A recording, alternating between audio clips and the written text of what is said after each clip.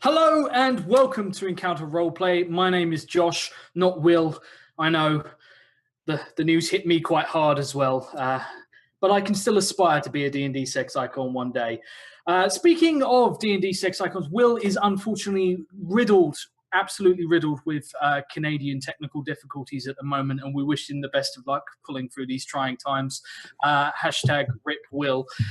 You guys are tuned into Encounter Roleplay for some Long March with our amazing cast of poor sapless individuals who continues to show up no matter how much I torture them. Looking at you, Laura Lania.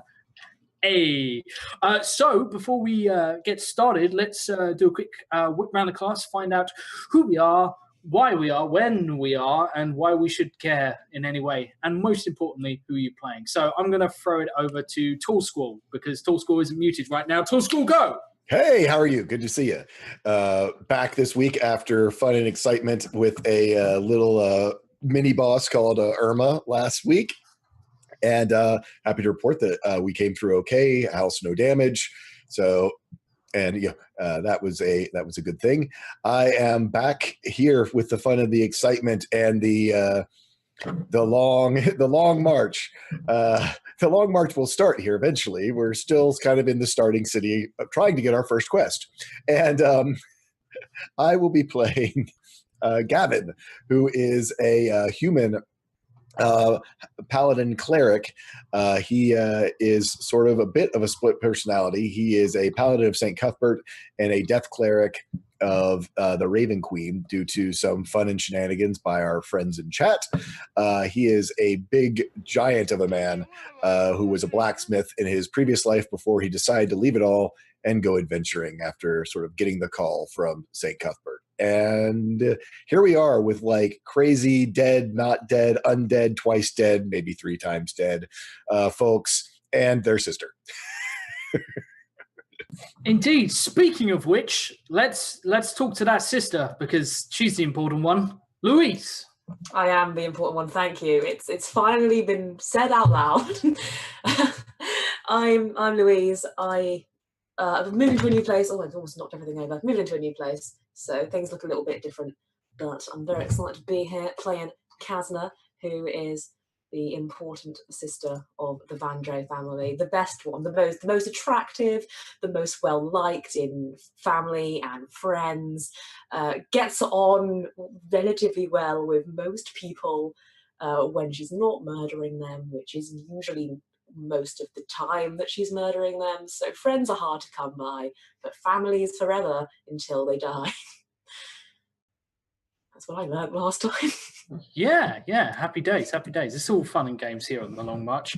And someone who knows that more than anyone else would, of course, be our long-suffering Aero TV. Aero, how you doing, buddy? I wouldn't say long-suffering. Aureus has had a eventful campaign.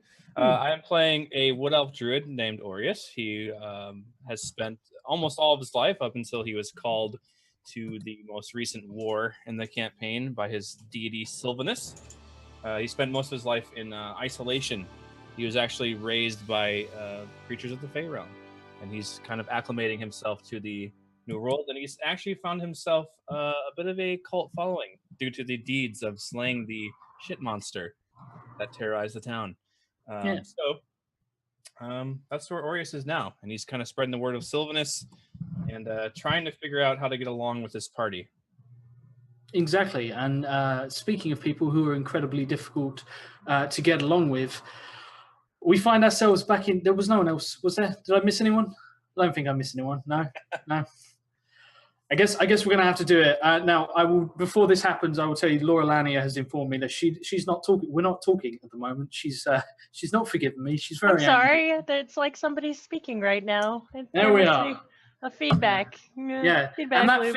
that feedback is curious to know why so salty. So I tell you what we're going to do. We're going to throw over to Laura Lania, who's going to introduce who she's playing and then do a little recap of last episode. I'm not playing anyone because you fucking killed me. I'm dead. I'm dead. My character's dead. And then on top of it, I made a new character. I thought, wow, I'm going to make this new character. I rolled stats for it live on the show. I got a 17. It was freaking amazing. And I was like, I'm going to play a good character. I'm going to play a wholehearted, good person. And then this beautiful, like, grown-up brave type character goes to go and meet the fucking party, and he kills me right away. So who am I playing, Mr. DM? I don't know. You tell me. You tell me. That's who I fucking am. Yeah. So now we've just breezed past that small little bit. We had an interesting episode last week where you guys sort of came back.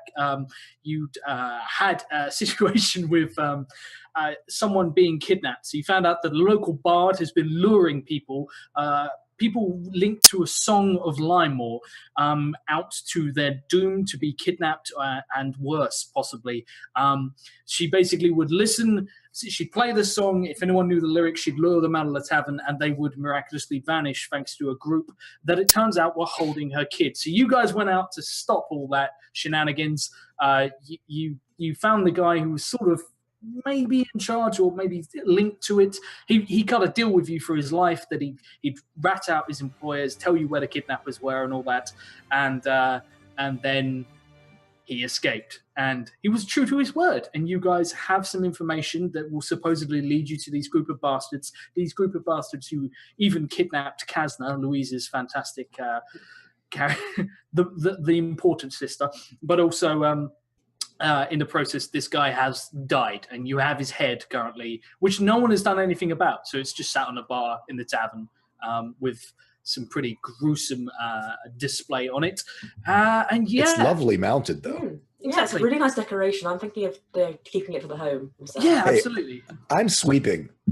Yeah, oh yeah, you are sweeping. Indeed. Oh yeah. Gavin did a lot of sweeping animations last episode because he wasn't here, and I'm not very good at NPC animation. So it was just he has a broom of sweeping / blending, and yeah. I think we have a child. I've literally just remembered we have a child. Well, I can't remember. Have I talked to Clay about taking on an apprentice yet? I sort of mentioned it sort of out. Well, it's sort of been mentioned out of character. Now you said you were going to do it. You weren't here last week. I've taken it as done. For it's now. Happened. Good. Yeah. Cool. And he said it was fine and all is good and blah blah blah. Absolutely. Yeah. So Scab is taken care of. Yeah, Scab is indeed taken care of. Scab being the keeping boy who you have adopted. And yeah, so I think that is everyone sorted. There was nothing else of interest that happened last episode at all, other than someone finding out very, very quickly why you don't slag off random women you've never met, because they might be a dragon and they might fucking kill you. So we're gonna well, I mean, it's life lessons with the long to march. be fair, that's how we were raised in the Underdark, was quips and jabs. Yeah, it's meant to be a compliment, actually, in the Underdark. Indeed. yeah. So before we get stuck back in with the long terrible march that is before you guys, let's do some quick hooks and plugs. So you guys know, all of you guys probably in chat have well aware of how you can get involved with the show. There's ways to donate below. If you check just down there, you can find out how to give the players Nat 1s, Nat 20s, Wild Magic Surges, and all that stuff, which is always fun. Nothing like rolling on a 10,000 table of insane wild magic possibilities. Or summoning a red dragon to kill player characters, you know. Scraticus. This is true. And there is also some stuff. If you guys want to get involved, you can also, after the show, definitely check out. We've got something coming up that's being released that we did with a certain Tomb of Annihilation, which Will, who is still hanging around in chat like a bad smell, will link for you guys to check out after the show. But in the meantime, I guess we'll just crack on with some long marching. So, right. You guys are all chillaxing at the bar. Everything is good. Everything is gravy. And now you have a dead body that's just sort of been made. It's fresh. Here's one they prepared earlier, sort of. There is a dead half-elf lying slumped on the floor, surrounded by thugs. And I believe at this point, Gregor has actually passed out. He's done too well. He's done so well. He's done too well. I'm so proud. He's drunk himself into NPC mode. So you are there at the bar as Gavin. You hear some commotion outside, and it would appear that there's been a bit of a very quick fight has broken out. You are mute, Arena, my friend. You are mute. Yes, Gavin puts down his broom as he has now cleaned the bar sufficiently. Blisters all over his hands, just non-stop. Oh, come on, he's a blacksmith. He's not blistering his hands. Yeah. He looks at a work well done, doing the good work of St. Cuthbert. It's common sense to keep the bar clean so no one slips.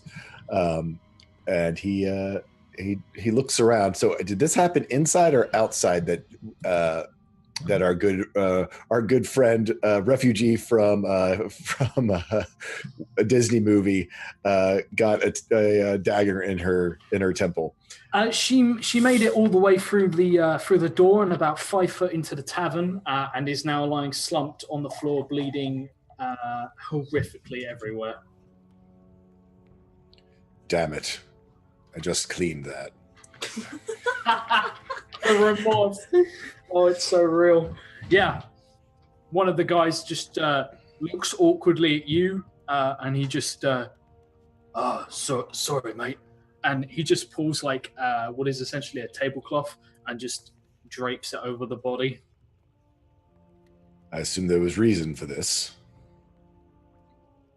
He nods and he pats his belt, and there's a small pouch there, and you hear it jingle with coin.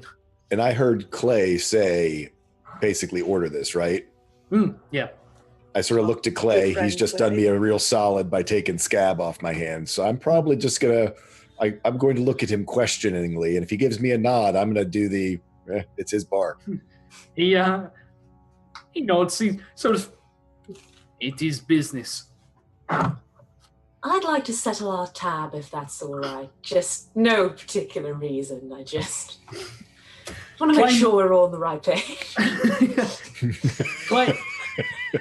Clay nods and he pulls this huge leather tome, sort of. It's like a really wide, almost like a check-in book from a hotel, and places it down.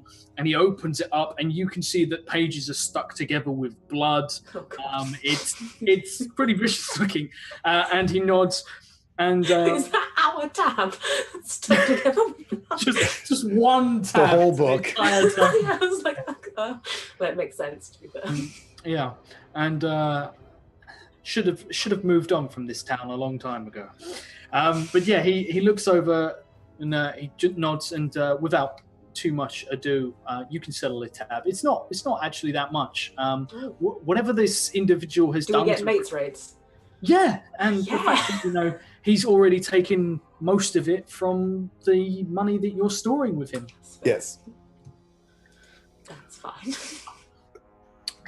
Any disagreements or? My friend, God, that's the wrong accent. Gavin, who is Gavin? Mon Yes, Gavin. There When you roleplay in too many totally games a week. Mon Ban just showed up. A weird Egyptian guy runs through the bar. I don't know what the hell he was doing here. But my friend, we are in need of travel soon. Are you able to help us with making this a bit more portable? Our bounty, so to speak. He nods and just says, you could actually do me a favor in return. It's not much. It's something out back. I don't have anyone else to get rid of the fucking thing, so if you could help, that would be appreciated. Certainly. Oh, specific. I love it. He just nods to one of the guys who is currently cleaning a knife that has bits of grey matter sort of sprinkled across it on his pants leg, and man the bar. And the guy nods. And, He heads out and leads you guys round to the stable area. And in the stable, there is this huge, strange Gothic carriage that is just fucking sat there with loads of really weird trinkets and shit. And laying next to it, there is a starting to smell quite bad corpse of an old man that is just lying there slumped in a heap. And he just says, you can have all of this, just make sure it is gone, and I don't want to know. Oh, well, this actually worked out quite well. I know. It's almost as if you have a guardian angel or some shit. Interesting. Little evil Tinkerbell. We will get this off your hands. We as I said, we are in need of moving along, so certainly a wagon of this size could help take care of that. Indeed.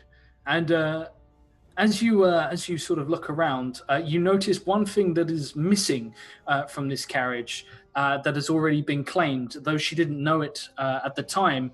Zune, you have found somewhere tucked away in the folds advantage, as you are getting advantage from... advantage while I'm dead. That's great. So can I use that while I roll my new character? Do I need to roll a new character? What the fuck am I doing here? But no, continue the campaign. That's cool. I'll just sit here and eat my fucking salad. That's all I want. All I want is just your hand was survived and it be the Addams Family hand. Yeah. She runs around. Addams Family style? Yeah. I don't know how you're managing to eat that salad. It must be the saltiest salad of all time with just these sheer.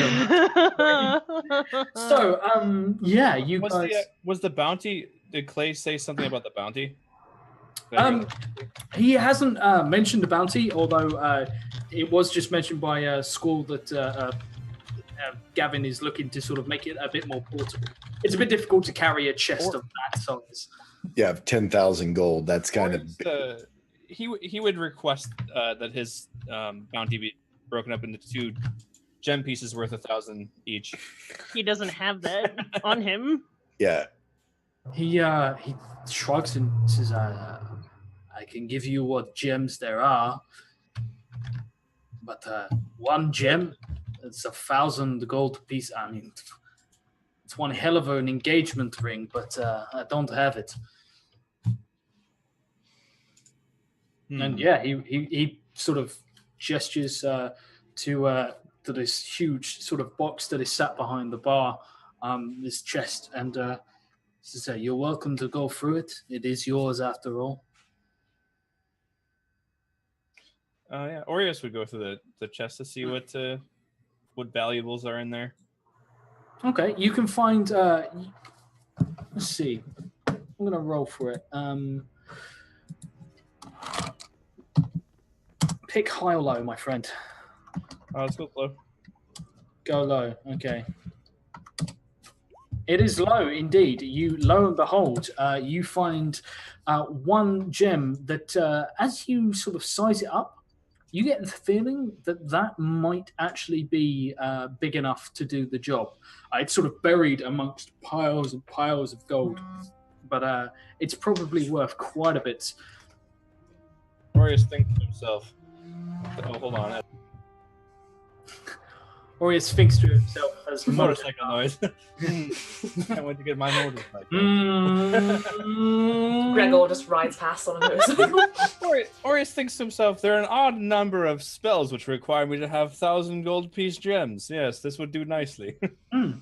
So, that's, I guess, sort of your part of your cut you take. And you guys have a carriage now, but it would appear that Gregor was unable to find Zune. So you guys have been waiting around for a little while trying to figure out where she is, and it's starting to get late. She's been out for quite some time. I'm trying to recall. We've seen Zune eat, haven't we? Yes, I claim we have. I think after she got disemboweled by being disinfected, she was hungry. Didn't we catch her? I thought we caught her. I thought I had done a pretty good job of hiding it, actually. I think I might know. Yeah, no, you Because- know. I know, but I think everybody else doesn't know. Okay, Oh yeah, because so- I told you in Dark Elven that I need to eat people and to shut your mouth. And I was like, Yeah. that's fine. So, People. Gavin is then going to go and bury this body and do rites on it unless someone happens to stop me. Or yeah, Um, Orius is actually going to say that we should commit the body to the ground, so that it may nourish, as this body has nourished off of the ground. I would Balance. like to do the honours, if that's quite all right. Turning over a new leaf, gentlemen, as they say. Gavin gives Orius Louis doesn't gives, trust us. Besides, isn't there some armour you need attending to?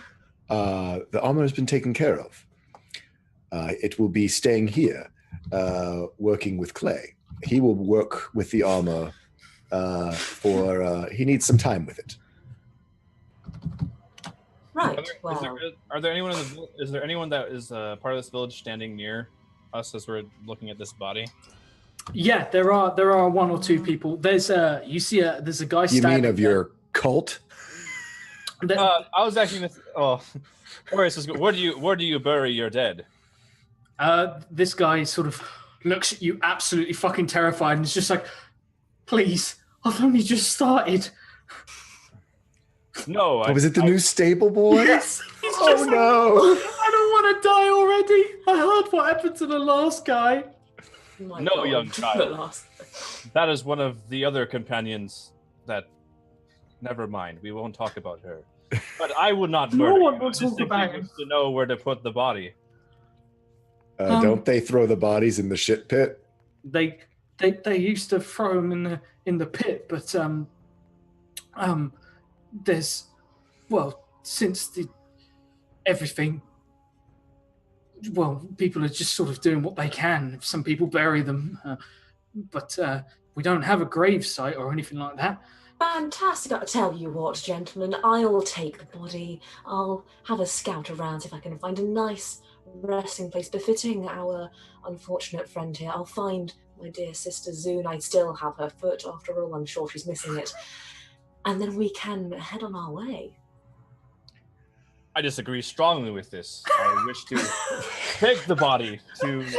There are now some denizens within the town which I have instructed to grow crops, and which I will bless with the blessing of Sylvanus. I'm not sure Bring we the should body throw there this to body nourish to the your ground. strange tree people. As much as I appreciate your thing you're doing here for wonderful people, I think this body would be better off with me. Actually, Orius or Kazna, I could use one of the two of yours help. Apparently there is a bit of a shady area around these parts that we might be able to visit and find some information about heading down to, and he doesn't say it out loud, our missing city that we've heard songs about. Not sure if it's someplace that one should go by themselves. Apparently, even during the occupation, it still was quite a center for less savory commerce. The town that must not be named. Mainly because I can't remember for some reason. Old man syndrome. So I'm turning into Harry Potter now. Damn song. Where the hell is it?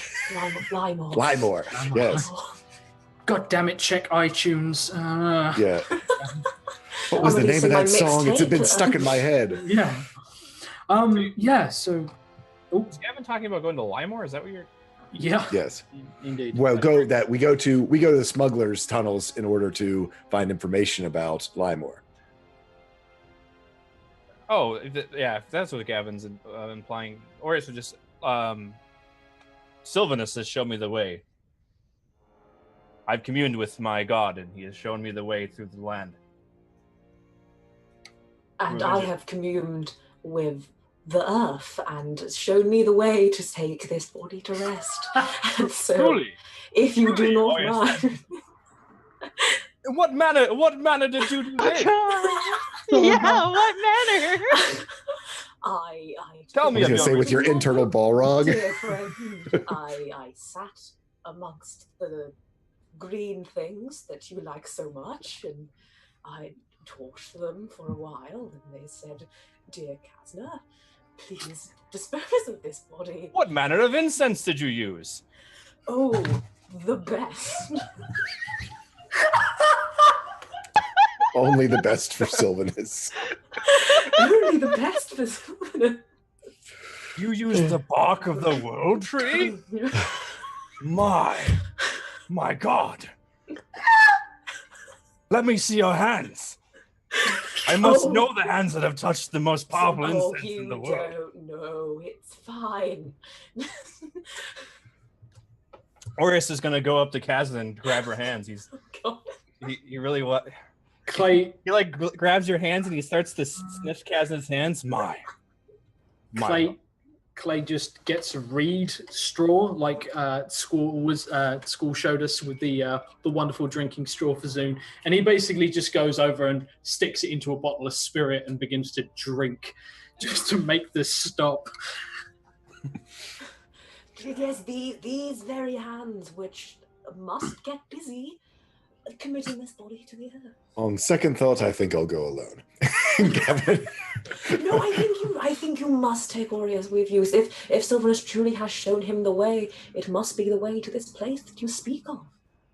Perhaps these smugglers will know some of the dangers along the road if you already know the path. I think two is better than one. Orius Besides, looks up, I don't need help burying a body. It's fine. Orius looks up at Gavin from sniffing Kazan's hand and says, "Yes, I know the way, but I know not the dangers. Perhaps talking to these smugglers would be wise." Okay. If Zune could see this. If Zune could see anything, but she's dead. It's all right, I'm bringing you a snack.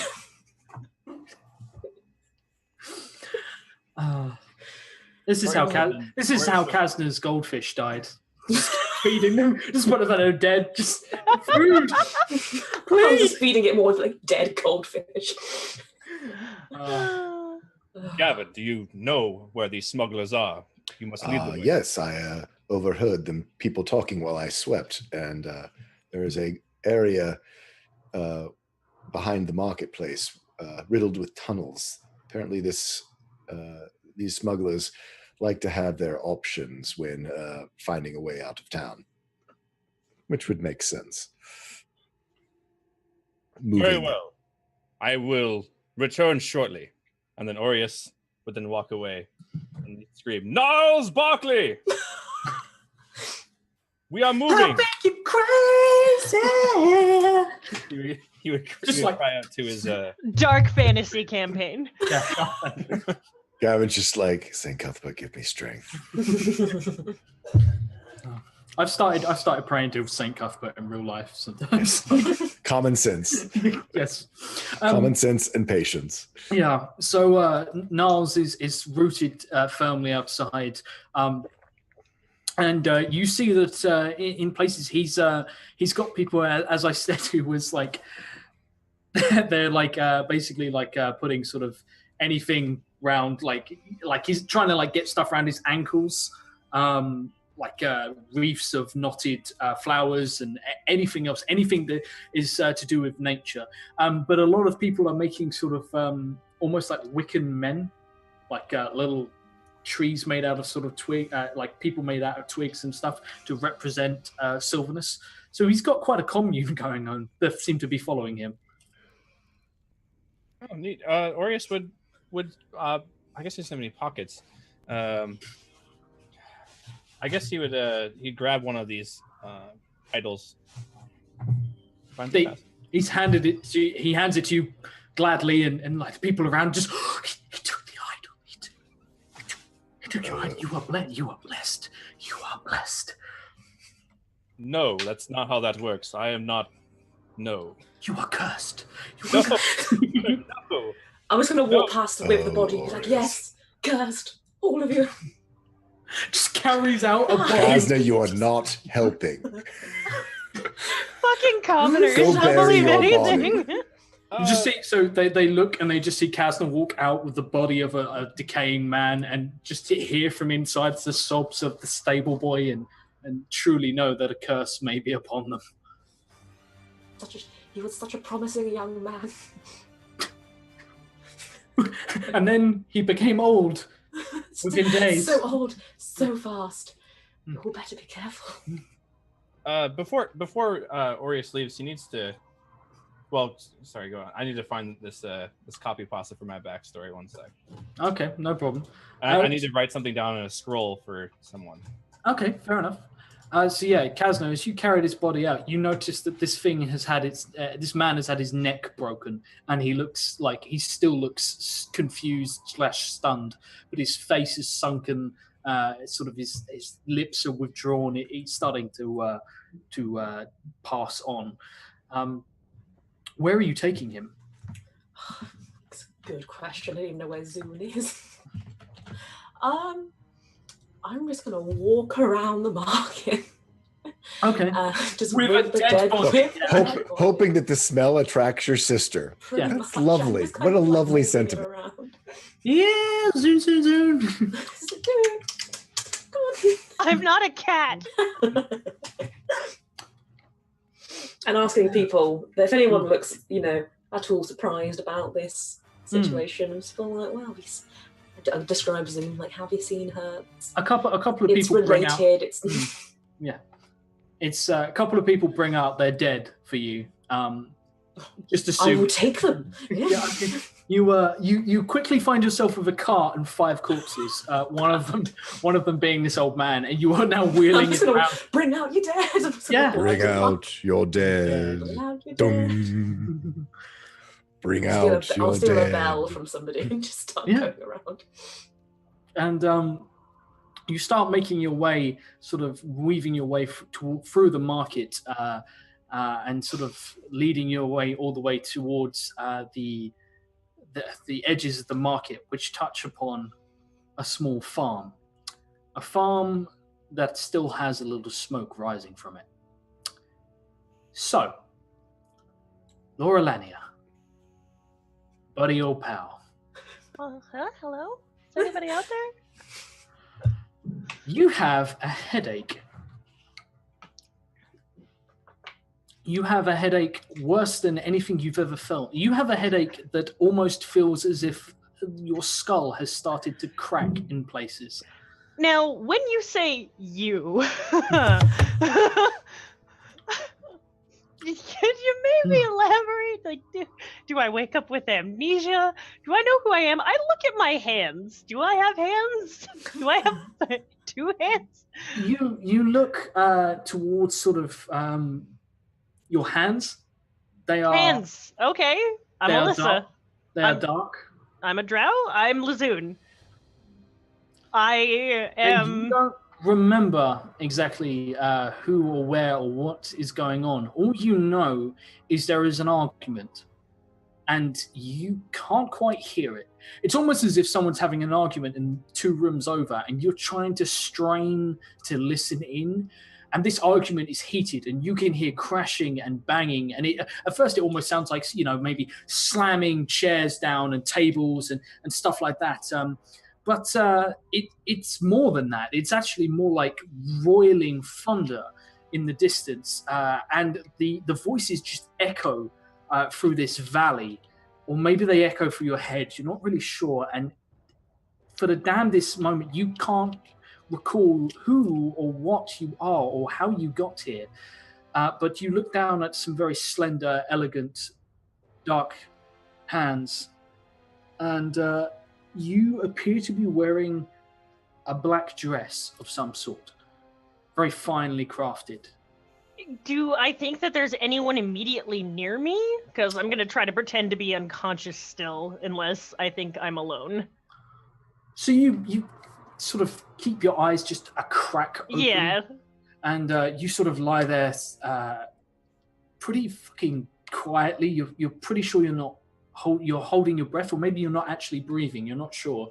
And then you're not really sure, but suddenly you feel pressure on your feet and you realize you're not lying down, you're standing, and there's nothing behind you, and you are standing on what seems to be a very silky smooth black surface. It's almost like liquid, and there's a faint fog that creeps over it, and just from where your feet are touching this surface, which if you couldn't see the slight ripples passing through it that are distorting the fog, you might seem to be floating in the void, but no, it is a solid floor of some sort, but it feels wet, and you feel it seeping between your feet, between your toes, as you are barefoot.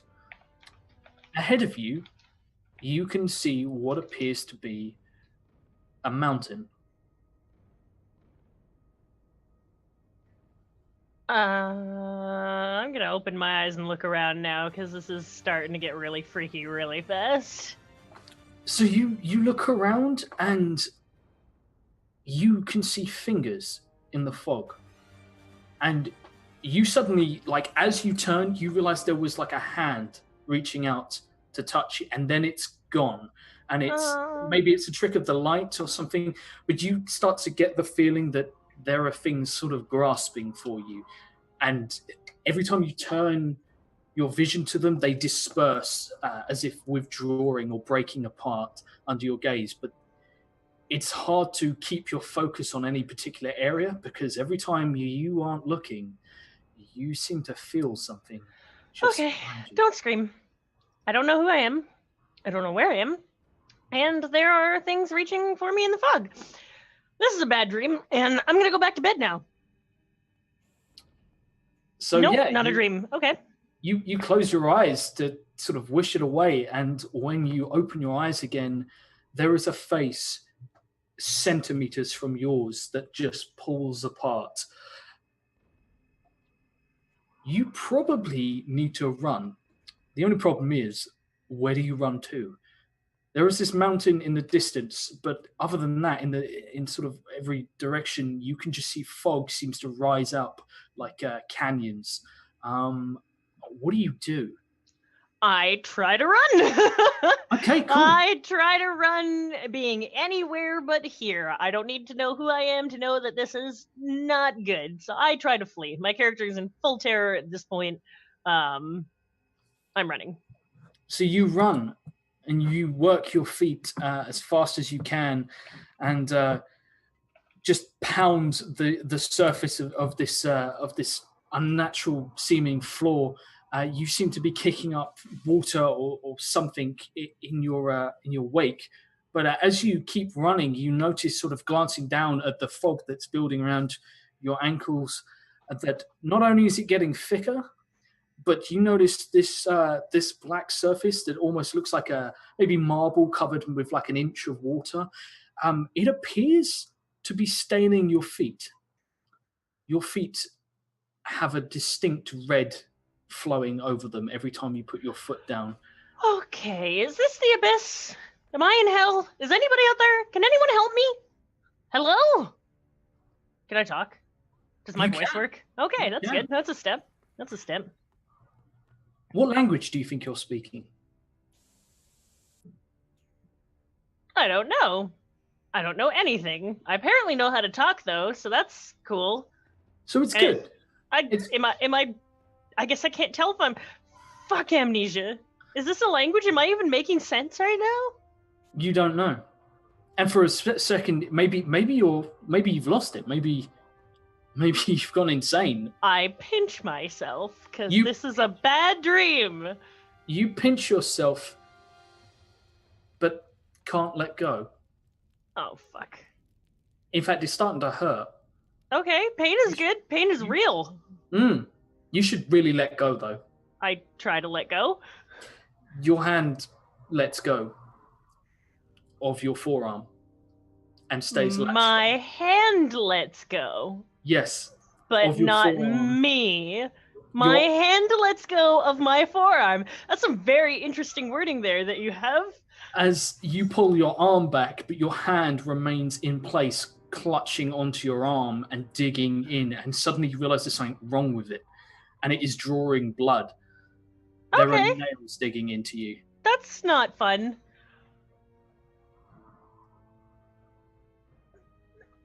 I'm gonna try to focus my mind and center and clear out all this crap and just...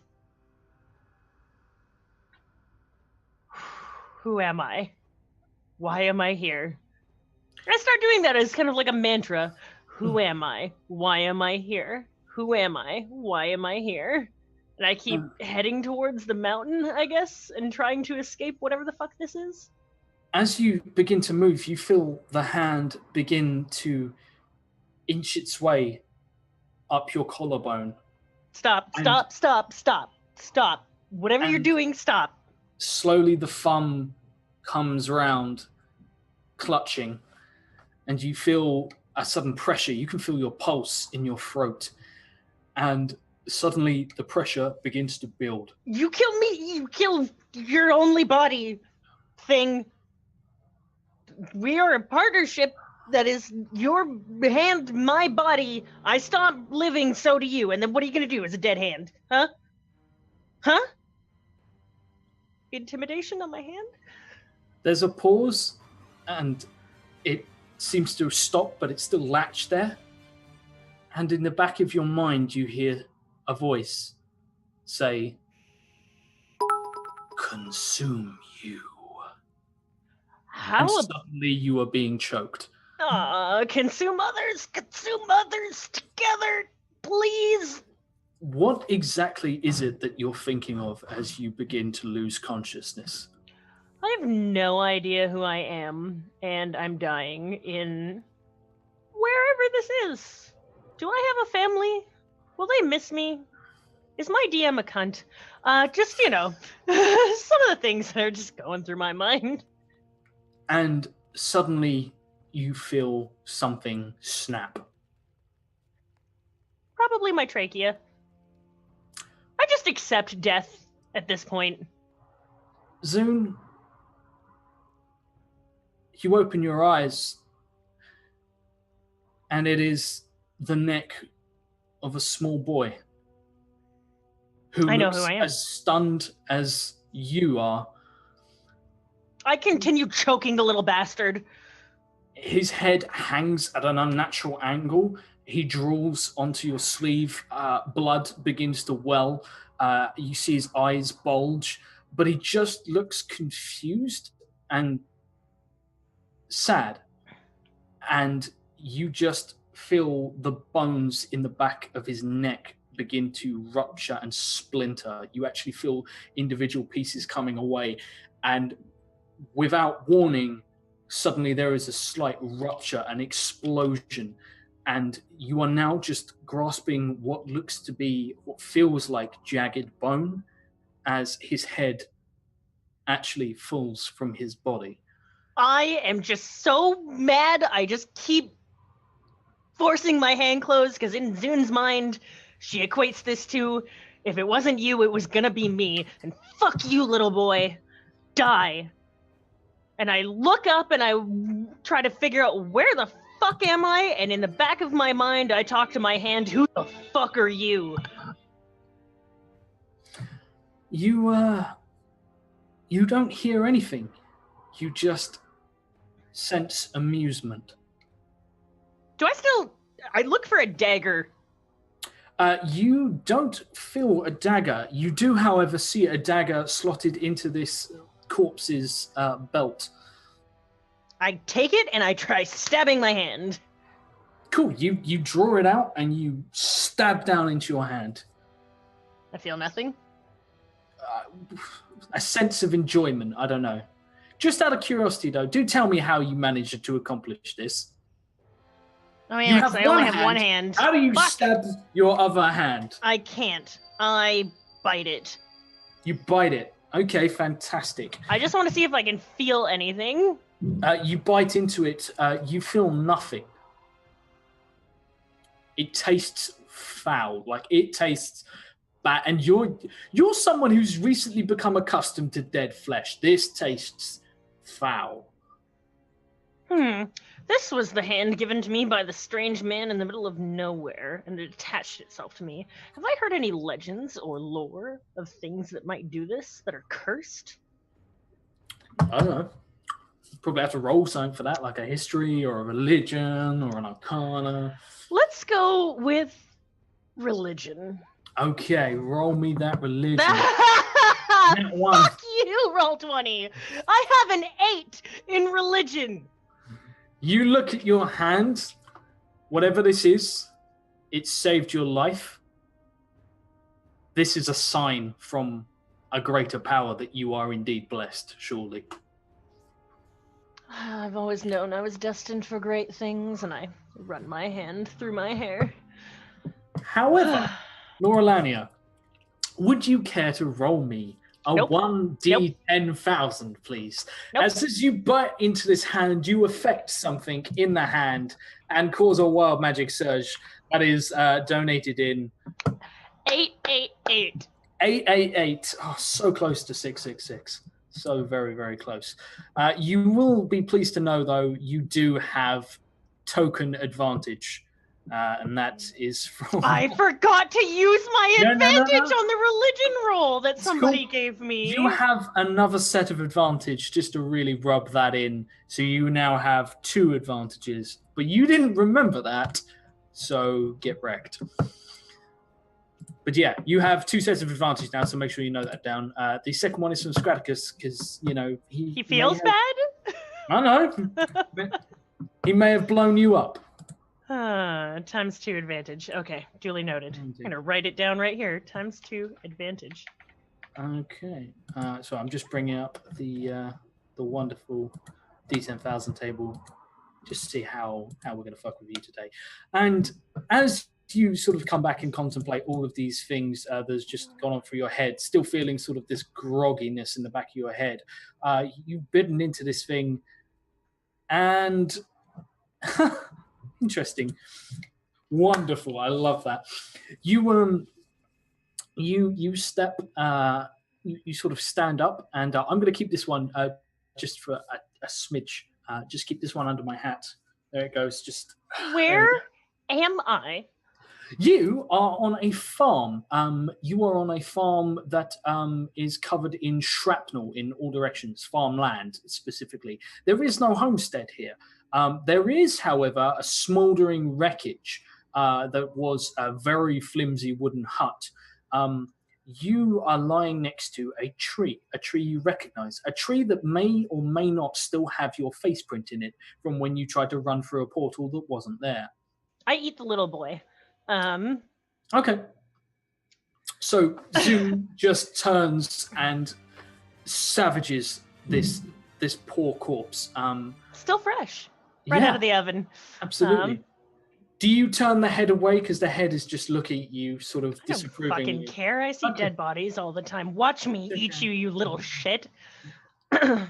So yeah, you begin to consume his flesh, and with it comes a certain strength, a certain clarity, but unfortunately no hit points, as you are still utterly fucked up. You guys all need a rest at some point. You guys have not rested in so long. Yeah. We've been Haven't slept for like a month, and we haven't. Yeah. Oh yeah, it's just Kazna, I think, who has never Kazna just hasn't slept at all. Gavin's been drinking all night with Gregor. I've just been drinking with Gregor and Rorik and having a great time. Yeah. So, Louise, you actually come to the edge of the farmstead.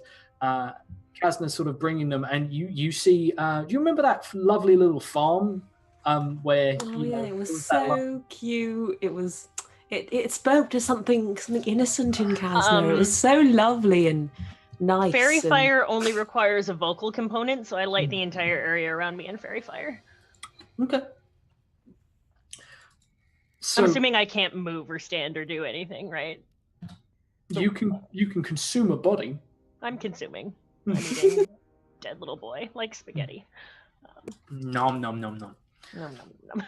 Kevin's face Like is such spaghetti? a well, I mean his intestines, and then Slurping up intestines. yeah. Nom, nom, nom. It's all like the tendons and the sinew. It's all the good stuff. Oh, And it's like the just- chewy goodness. Yes, I'm hungry now. Tastes like octopus. Yeah. Oh, good. I hate octopus.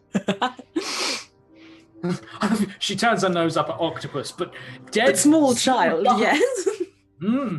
Yeah, so Laura Lanier eats kids, can confirm. So yeah, you begin to consume, but you suddenly, there's a burst of light around you to sort of give you the basically signal flare. And Kausner, you actually see first this smoking crater where someone you sort of vowed to protect. Oh well. Celia, and suddenly there is a burst of light. These things happen. Sure, there is nothing to worry about. Just There- gonna keep wheeling my cart forward. Cool. Roll me a perception check. Great. I'd love to. I'd love You nothing fucking more. bitch, it's fairy fire. That is like in our blood. We can do that. We're dark elves. Come on. Use I your was like, fucking brain. If only I knew someone that just loved. And this is why I went to Sorcerer, and this is why you're a fucking fighter. What was I doing? Perception check. Mm-hmm. That's a 5. You know it's you can see what appears to be Zune lying on the floor, sort of crouched, huddled on the floor. It could only be Zune. You can make out that she's Drow from here. There appears to be sort of a pile of rags that she's going through, and you see what was the farm, but you have no, like, trying to figure out what happened here. You haven't got a Scooby. It does make sense, though. These things do tend to happen around my sister. Zune, Kazna? does I she look- look any worse off than she already did with, one hand, one leg, a lot of flesh missing? I mean, she's bald, but Oh, I forgot that part. she has no hair left on her body. She was incinerated. That's going to go over well. That's Zune doesn't value her appearance whatsoever. No. No. So it's an far, interesting. she's wore dungarees, Look. bald. She's been flayed from the waist down. I can't wait for the rant of Zoom telling us what she's been through. I've had a really bad day. A pretty bad hair day, guys. You wouldn't believe it. It's a new. It's terrible. I won't lie to you. You look like shit. What happened? So, funny thing, sister. Do you remember that wife of the bartender? The one he hates and wanted you to kill? Yes. Yeah. I need you to kill her for me. No reason. Okay. I brought you some snacks, by the way. Oh, excellent. Could you carry me, sister? Of course. Kazna, as you pick her up, you feel something that's crisp. You lift her up, and you actually realize that you've put your hand through her robes, and they sort of flake away. The inner layer of her robing has melted to her skin. Zune doesn't seem to be aware quite how badly hurt she is. Zune appears to be in shock of some sort. Right. So, again, what exactly did happen here, Zune? Well, how much do you remember from Mother's School of Surface Creatures? Not much. It's okay. Well, there's this thing called a dragon. Yes, I remember those. Scaly, big, Yes. fire. Fire, right? Turns out, who would have guessed? Clay's wife is a fucking dragon. And remember all those things I said to her? This is all suddenly making so much more sense. I'm going to flay that bitch alive. Here's the thing.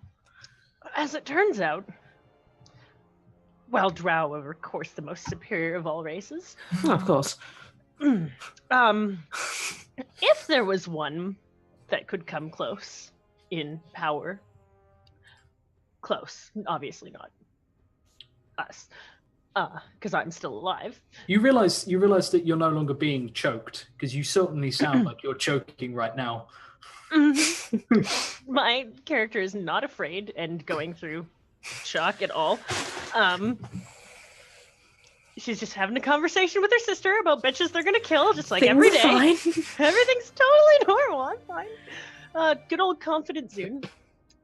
And maybe when you bring me into the establishment, we could use a back door so that I could begin plotting. Not because I am afraid in any way, shape, or form. No, of course not. But we are going to go quickly. You may not realize it, but, well, you've certainly looked better. Give me that snack. And lay her on the cart. It's my cheat day. I've had a long week. I need some food. Just give me a spoon and a cart full of dead bodies. I'm gonna eat this motherfucker, and then if There's you 5, don't worry. Oh, good. Sister, I owe you one. And then if you could levitate up to our bedroom and lay me down there, and I'm just gonna get some rest. Yes, slight problem there. I don't levitate. That's a you thing. Well, The ancient drow innate ability of fucking levitating. yeah, I was like, isn't that a built-in ability that we can do? That's a thing, right? That's a thing, right? All drow can levitate, or am I just fucking high? We can't? No. Oh my god, you're actually looking it up. I love it. By me. I'm just saying that there's an author out there named R.A. Salvatore who talks about the innate drow abilities that they get called fucking levitate, but I guess 5th edition just took that and threw that out the fucking window. So thanks, 5th edition. That's the first thing I found about you that sucked ass. So I don't You've know. just had a bad day.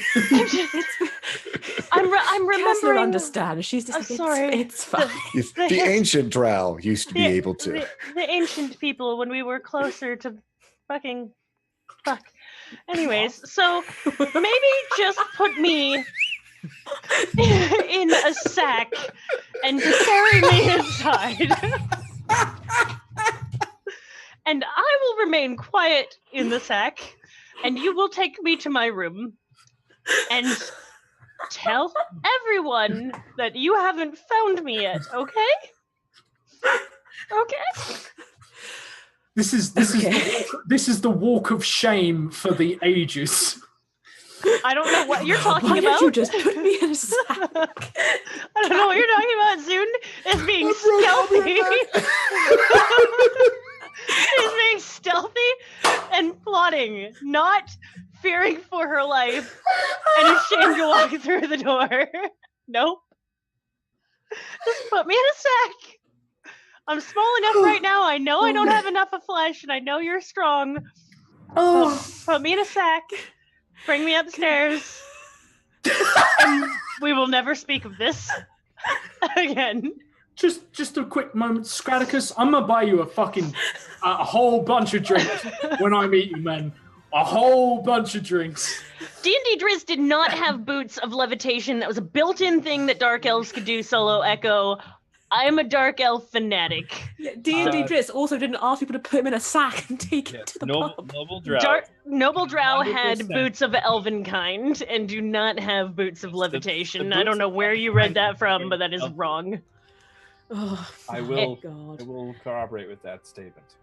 Josh, by the way, do I need to make a save for A sack the thing? check? A sack. Yeah, and can we get a stealth check on this drow in a sack? Drow in a sack. I mean, it just looks like she's taking a pile of bones upstairs. I'm gonna say she is going to You managed to get your sister. Oh God. Sorry, I nearly said you managed to get your sister in the sack. Listen, I don't know what you've heard about Drow, Yeah. because we were all hearing different things. Some weird traditions out there in different families. We don't want to go into it. But yeah, you managed to sort of pile her body into this Hessian bag and bring it back. Now, we're not going to make you roll a stealth check, but you are going to have to open the door and possibly answer some questions as to, Oh, I'm kicking that door in. Yeah, you kick the front door in. There are people standing around. You have a sack. It's a very large sack-ish. As far as sacks goes, it's pretty large.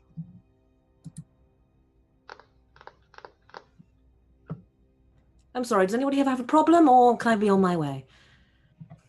I kind of try to elbow her in the sack. Like, get fucking moving. Orius would be outside with Gnarls Barkley and a scroll, I would assume. He's writing something on a scroll. Noticing Kazna come by. Why didn't you bury the body as you said you would? Here. Oh, I did. Let me take the sack and I will bury No, it. this is something else. This is supplies for our long journey. Our long good march that we thinking. must take. Good thinking, Kazna. Oh, foods And have you found your sister, the devil woman? No. If she were here right now, I would slap her right across the face. If she were here right now, you wouldn't be alive to say that. Anyway, moving on. You see one of Orius's loyal followers comes over and just goes, you brought it then, and holds out some hands to Kazna. What are you? What is this? Oh, sorry, for the farm. I thought it was fertilizer. It looked like you were carrying a sack of shit. You think I'm helping you? You think I'm helping you? No, okay. Face off. Get your own fertilizer. He fucks off. If there was a self-control game or self-control role in this game, but I would need to make it. Just saying. And it's kind of charisma saving throw. That's your willpower. Louise, I'm gonna need you to do me a favor. I'm gonna need you to roll me a D10,000 as unfortunately carrying such rain carrying your across almost your shoulder. Dead sister is bad on the back. Yeah, it is indeed bad on the back. And this one is from our good friend Speedy. Oh, that's so high. Speedy. Oh no. Get you. So high. Not so speed runs can't run far from me if this goes wrong. Okay, so what was it? 9712. Yeah, that's a high one. Yeah. That's a high one.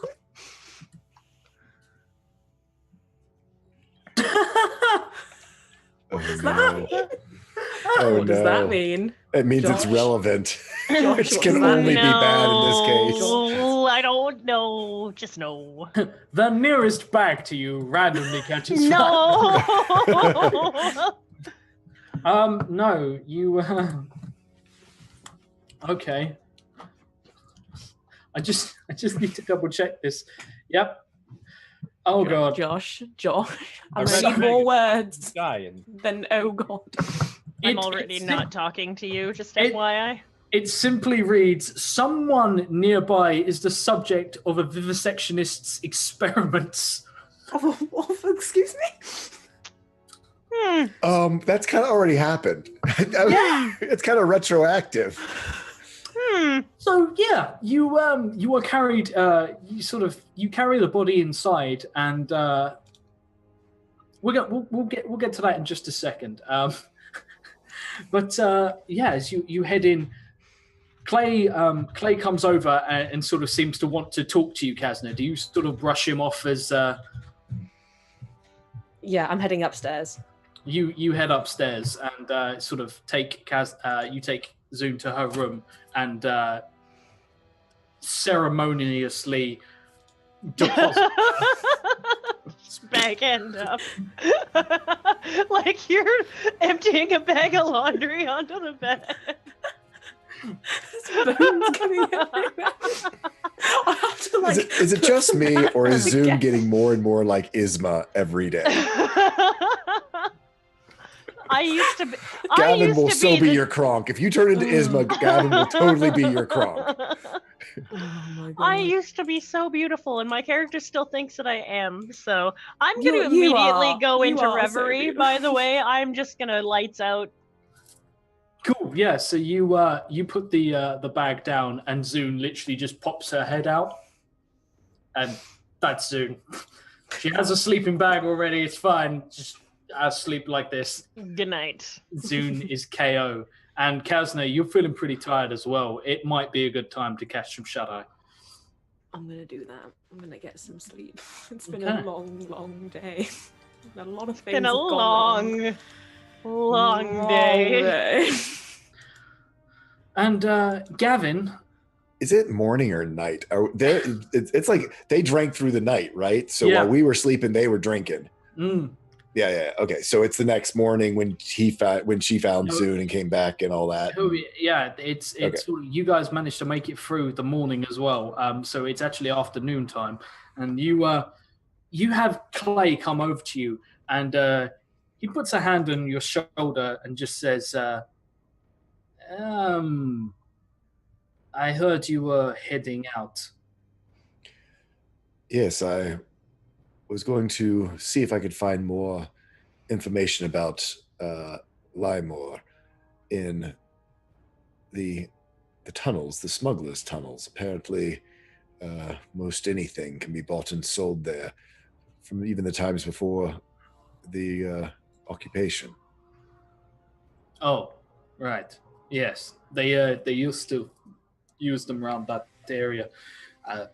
Even the Fiend Touched, when they used to run things, used to smuggle stuff through the tunnel networks and bits and pieces. I mean, even back then, you had people who worshipped different demons and all of that kind of stuff. So sometimes, you had to make quick getaway. It was great for gambling and all that sort of stuff. Took a chunk out of my business, but I never let it bother me too much.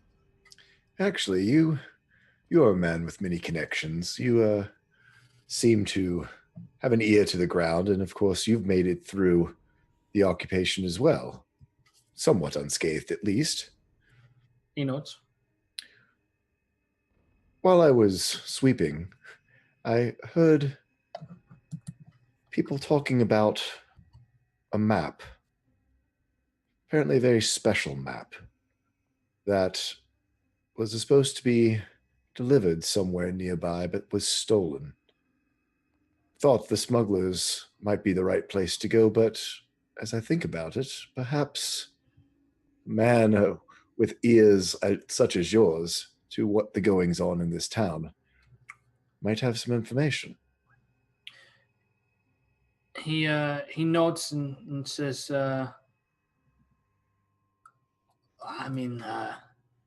could point you in the right direction. There is an old building. Used to be a windmill. Most of the top has come off now. It's all fallen to shit.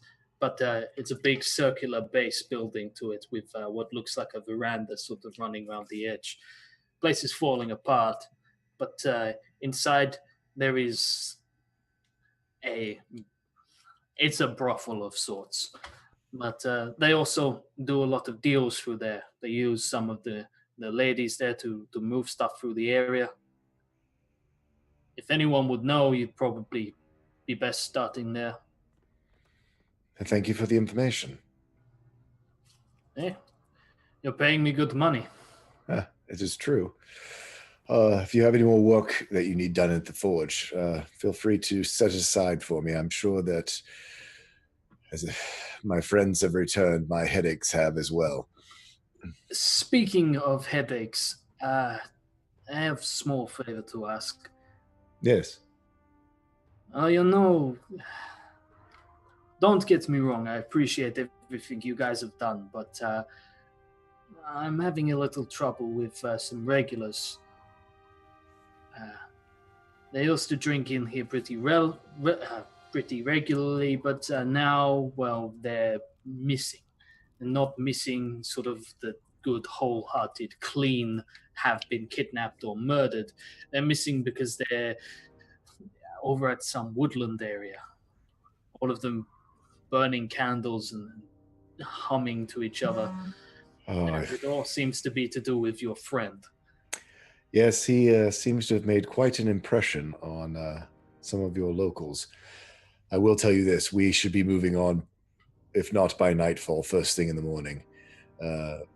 We have long overstayed this place, as we have a long march home.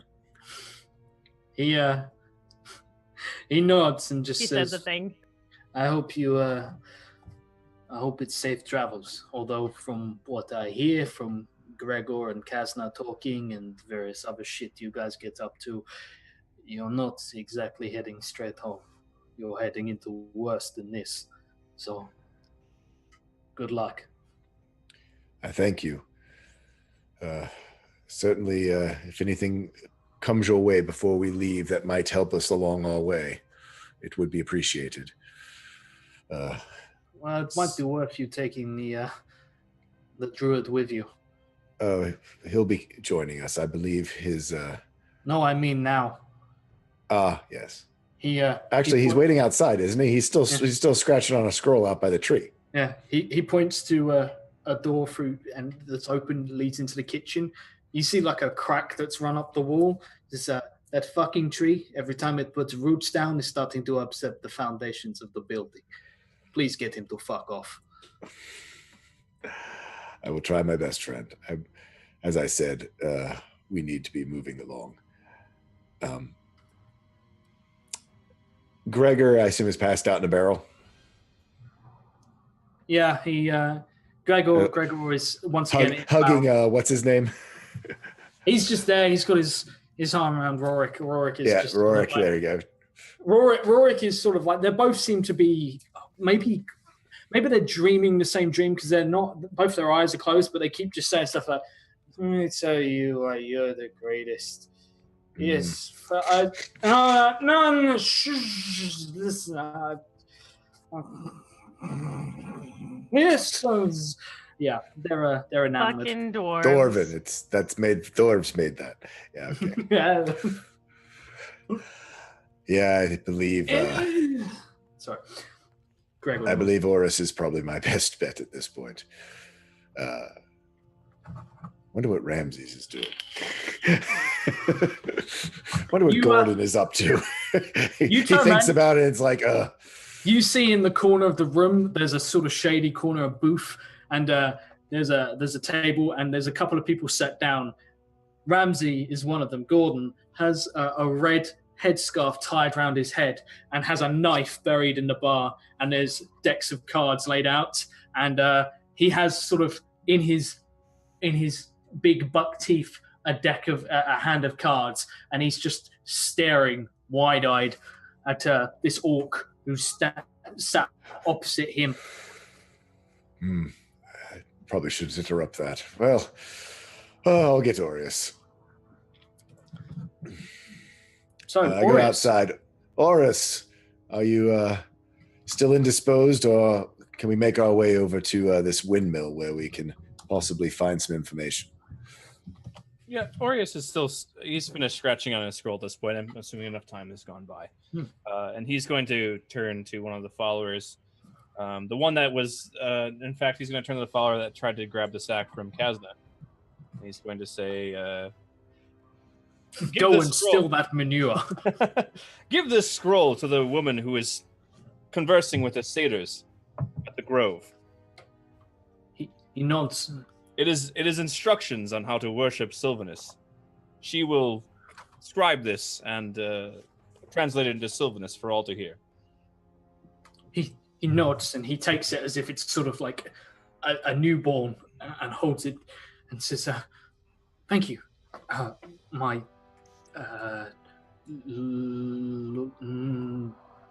thank you." He's like, not sure, like Lord, leader, God, guide, something just sort of goes, thank you. Oris kind of looks at him like, what is wrong with these people? Oris is just not really sure what he's trying to say or do. We appreciate your guidance. "Oh, Holy One," and he turns and sort of begins to run towards the wooded glade, holding it above his head, like a huge chalice or a burning sconce. Religion is never as easy as you'd think it would be. We have other things to do though now, but you might want to nip that in the bud before you leave. It could quickly turn dangerous. You saw how they tore apart that tent village. I've written on the scroll the testament and will of Sylvanus. It hopefully will give them direction and guide their actions, as some of their actions have not been very... No, they have not been good. I'm sure it will be very clear to them and will not be misinterpreted at all. And I start heading down the road. For you are trying to organize religion, and organized religion is always a good progressive move. So you sort of head off towards the market area, and guys, we have hit 20 retweets. So I would like to know this, chat. Something is being auctioned on the black market. What is it? Clay's wife, so I can kill her. The Zune's magic foot, dragon man. killing sword. So you dropped Zune's foot. It's Zune's foot. I do not want to have to buy back my own foot. I also It fell off the cart as I was going kind through. of want them to keep it because they're supposed to build a shrine to me. This is true. Are there wigs at this black market? You would imagine so. You would have to let someone know you need a wig and let them measure. Oh, I'm long resting. That's right. Yeah. Okay. Night. Go down to Gavin, like walk down completely fucked up. Nope. Like, need a wig. I am in reverie for the next 4 hours. Night. Okay. So yeah, while we get on with that, you guys find yourselves making your way through a shady market area. It's sort of getting it gets quite busy, quite overgrown in places, and wild, which is odd. It's almost as if some of these stalls are cultivating plant life to grow rapidly, and there's thorns and barbs sort of forming natural walls between them.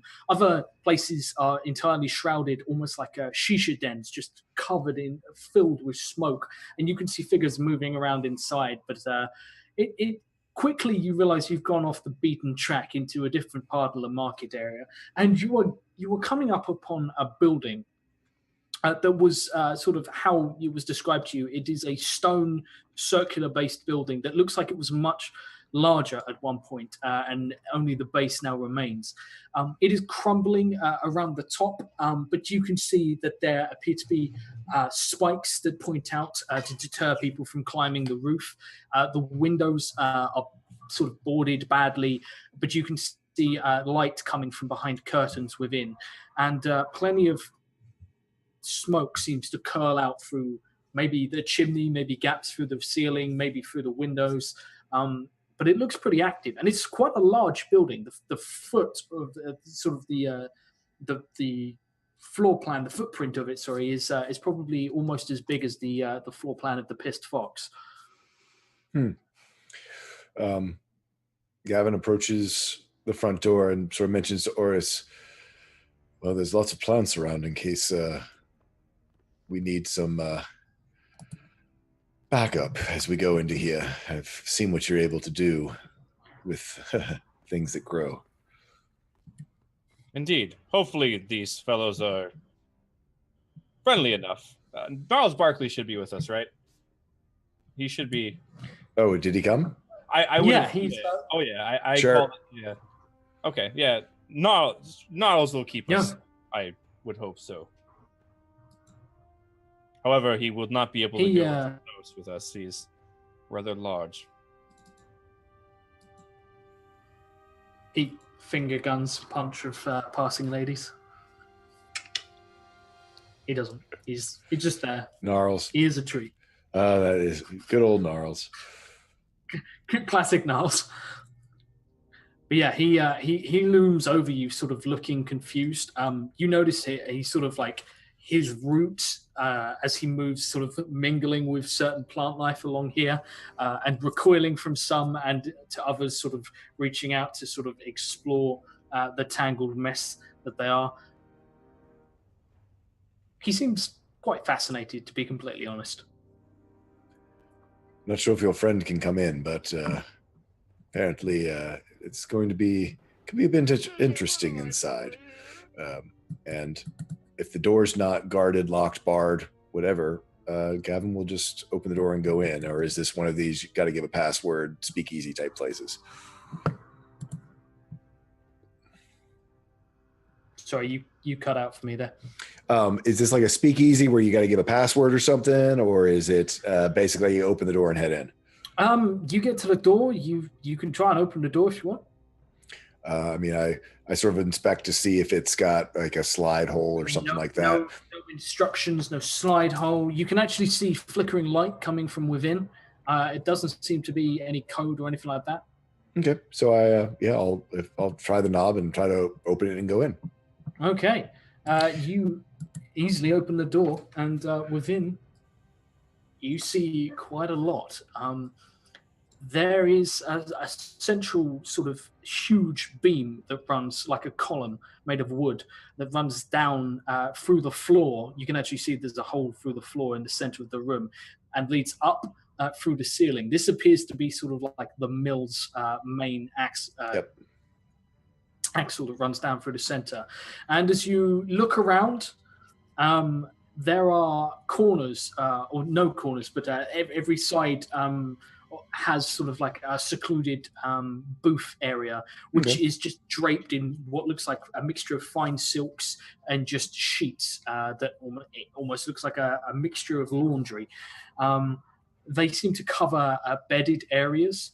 On the center, around this pole, there is a raised platform where there are a couple of girls and a couple of guys on stage that are dancing provocatively, wearing very little clothing.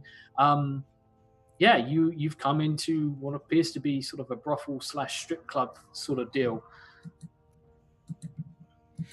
I look around to see if I can find a madam or someone who seems to be in charge. Yeah, a lady walks, sort of instantly sees you, makes a beeline towards you, smiles and runs a finger up your very irregular chest plate. Yeah. Puts a hand on your collarbone and, what can I do for you? Looking for information. Interesting. She smiles. I have gold. She smiles even broader. I hear that you not only deal in the pleasures of the flesh, but in certain items as well that need to move discreetly about the countryside. She smiles, and she pulls back sort of what looks to be, it's like a veil essentially, and beneath you see that she's a sun elf. She's got pointed ears. She's got long flowing red hair that falls down one side, and her clothing appears to be made of it almost looks like silk that has been ribbons around her body. And rich, punchy. Seems we lost our DM, I think. Yeah, so, my Zoom's got you breaking up. Yeah. Oh. He's back. Oh, now he's back. fast forwarding. No. No. Oh, hello. Oh, okay. There we go. We good? Yeah, I'm kidding. You asshole. That actually got last me. I heard was long red hair and her clothes are made out of meat. She is Lady Gaga. Just entirely meat. Okay, now Gavin's interested. Now Gavin's interested. Yeah. So, she is wearing sort of clothing that it's a dress, not it's not particularly modest, made of almost like wraps of a single piece of purple ribbon, like silk ribbon that winds around her body. But she smiles and gestures for you to come over to what appears to be a booth with its own minibar area. So, what can I do for you and your friend here? She gives how's Aureus doing in the crowd and in this crowd? How many people are in here, first of all? It's hard to tell. You can see about 10, but you can hear a lot more. A lot of hushed whispers, strange noises, and it's actually it's very warm in here. It's incredibly warm and very smoky in here. Most of these people are naked, right? There's a couple of people who seem to be sort of milling around. Yes, a lot of them are wearing very little. You don't actually see anyone fully naked. Ah, the word of Sylvanus travels fast. They are discarding their clothes as they are not needed. And he looks like Gavin, and he says, "You offer this woman gold. What for?" Information.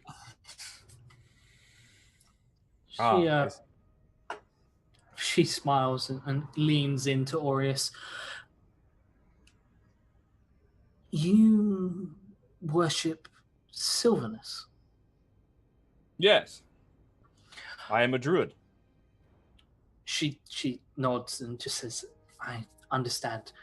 Let me make you more comfortable. And she snaps her fingers and the ribbon unwinds itself. And she just takes a seat behind the bar on a stool, sort of looking over to you as she strips entirely naked. Not at all fair. So, what can I do for you, gentlemen? It has come to my attention that perhaps during the occupation, a very special map could have passed through your establishment here, or another center of commerce here in this quarter. I very much am looking to find that map. A map?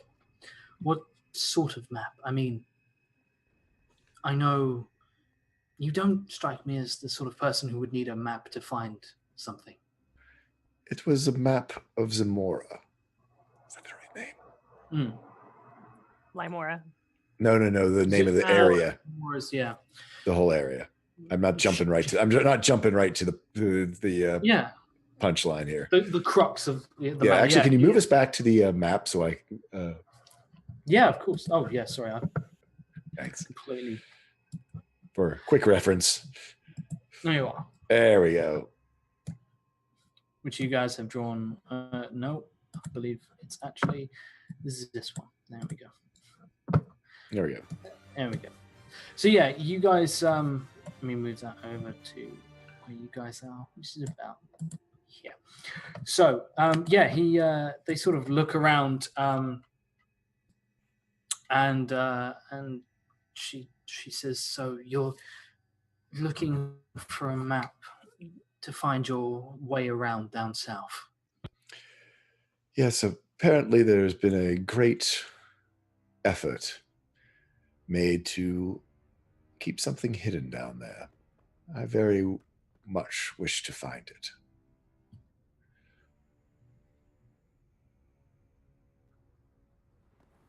She nods and leans in and says, but it's always fun going down south. But I take your point. If you were to be looking for something like that, whom exactly would you be looking on behalf of?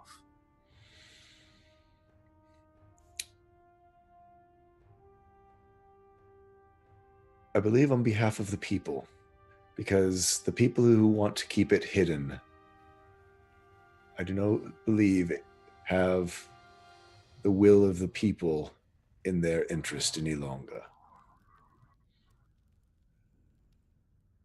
She leans on the bar, sort of cocks her head, looks at you, and just seems to sort of look bemused. And finally she sighs and, oh dear, you're a man of the people, aren't you? I try to You be. poor figure. Very well. Well, we're always happy to accommodate heroes such as yourself here. Make sure you remember that. But if you're looking for that, you would be looking downstairs. Oh, and that wasn't a euphemism this time. Understood. Anything I should particularly know before making my way down there?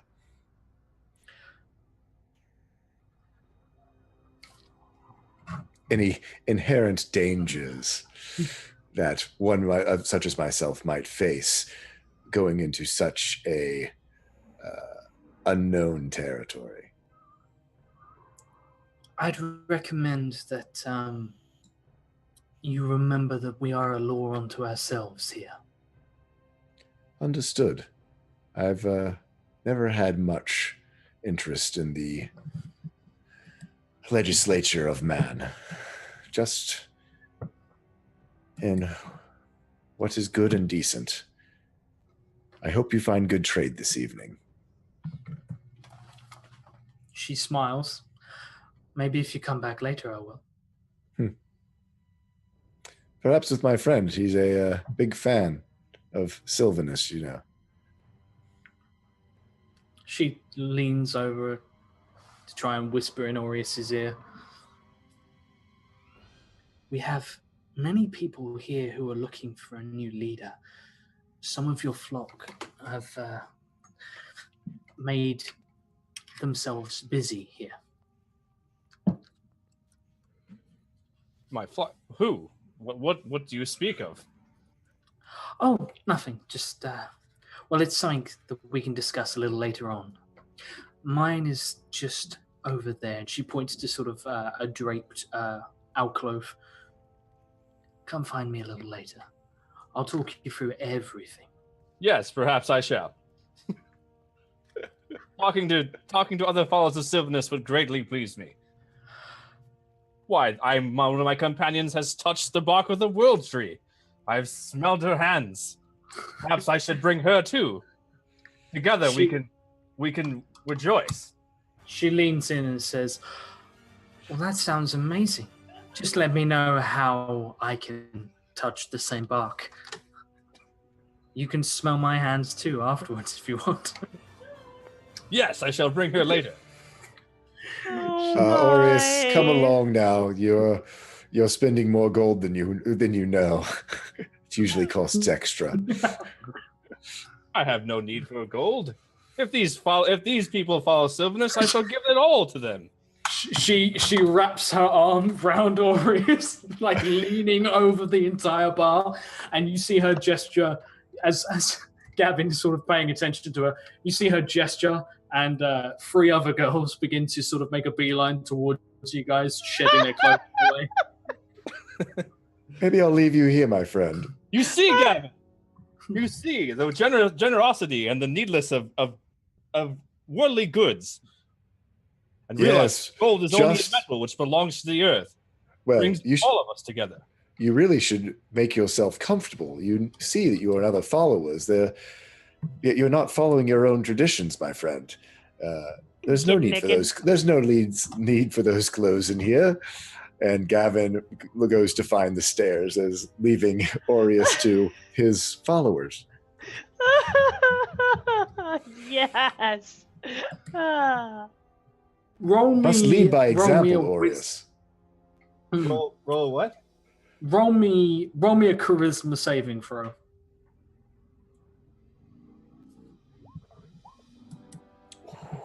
Okay. Aureus, you're unfamiliar with this type of worship. They teach you things.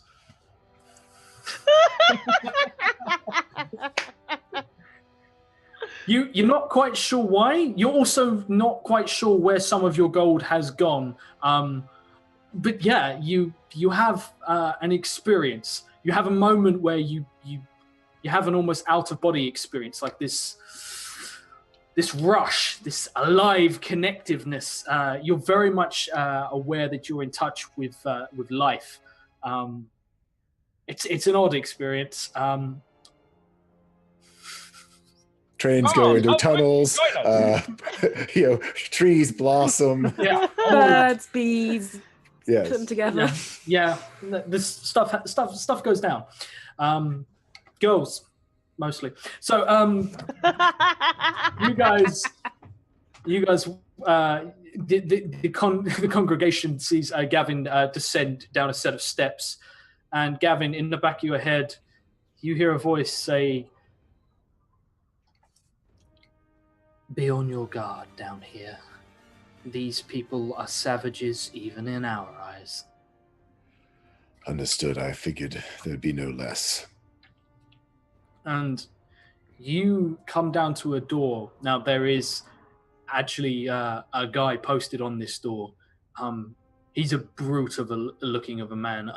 He wears leather armor. He looks like he doesn't quite fit in the leather armor. He's missing the sleeves that look like they've been cut off, covered in tattoos and scars. This guy is most definitely here to discourage the unwanted. And he looks you up and down. "What do you want?" The lady of the house sent me down. I'm here to do business. I have gold. "All right. Any funny business, you never go up again." Understood. And he bangs on the door 3 times, and from the other side you hear a bolt, and then another bolt, and then a procession of locks. And finally this door opens, and what seems like a wooden door on your side, as you step through, you realize on the other side is made of sheer metal. It almost looks like they've basically stuck wooden slats on to make it look less reinforced than it actually is. And down here, everything is made of stone. And there is a large area before you. There is a huge ring of seats that go around. There are waiters and waitresses bringing stuff over. They are carrying sort of drinks and various other snacks and stuff. Some of them are in the middle of performing brothel duties, and there are a congregation of maybe 15 people looking at the stage, and on the stage there are sacks, many sacks, and there are people currently bidding on these sacks. Okay. As Gavin comes in, he looks down at his patchwork armor. There's just sort of touches and one of the pieces of metal, which is extremely shiny, on his shoulder, and mutters a little word and looks into what is in fact as shiny as a mirror, and casts Sanctuary on himself. Okay. Not paranoid at all. One doesn't enter a place like this alone without a little bit of paranoia. Do me a favor as you do that. That sort of motion. Release your hand and roll me a d10,000. Oh, you got some wild magic, buddy. Which is always good when you've just walked into an area like this. Yeah, thanks. 1d10 000. What's going on down here? 5423. 5423. Okay, we've got 2 in the pot already, which I'm keeping quiet for now. Someone has 1 pending, but we'll wait till we get back to that individual. 5423. 5423. Okay. 5423 reads.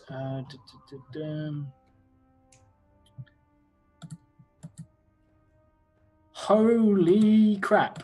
Oh no. That does not sound good.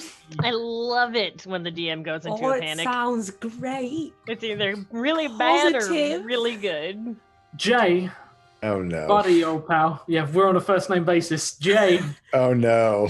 Oh, that's It's like when bad. my mother That's calls bad. me by my middle name. This is definitely bad. 5, 4, 2, 3. Yep. Just to confirm. No, it 5, was 4, 0, 2, 0, 3. 0. Fun. Fun. Target can't be slain while sleeping.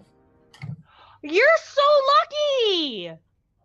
Fucking take us You're some sleeping so pills and go to bed. lucky. Interesting. We'll carry you Wow. Wow. Tell You you what, can't. you go to sleep. We'll put you in the sack. I'm gonna put And that then on we'll like my carry you actual around. character sheet to remind me. Yeah. Anytime bad situation comes up, I just cast sleep on him and he can't die. Just But so he'll survive to tell our story. When your cleric can't die while sleeping, that's a good thing. Yeah, I'm okay with this. That's This is really a good cool. development. Okay, well, if you're okay with that, that's good to hear.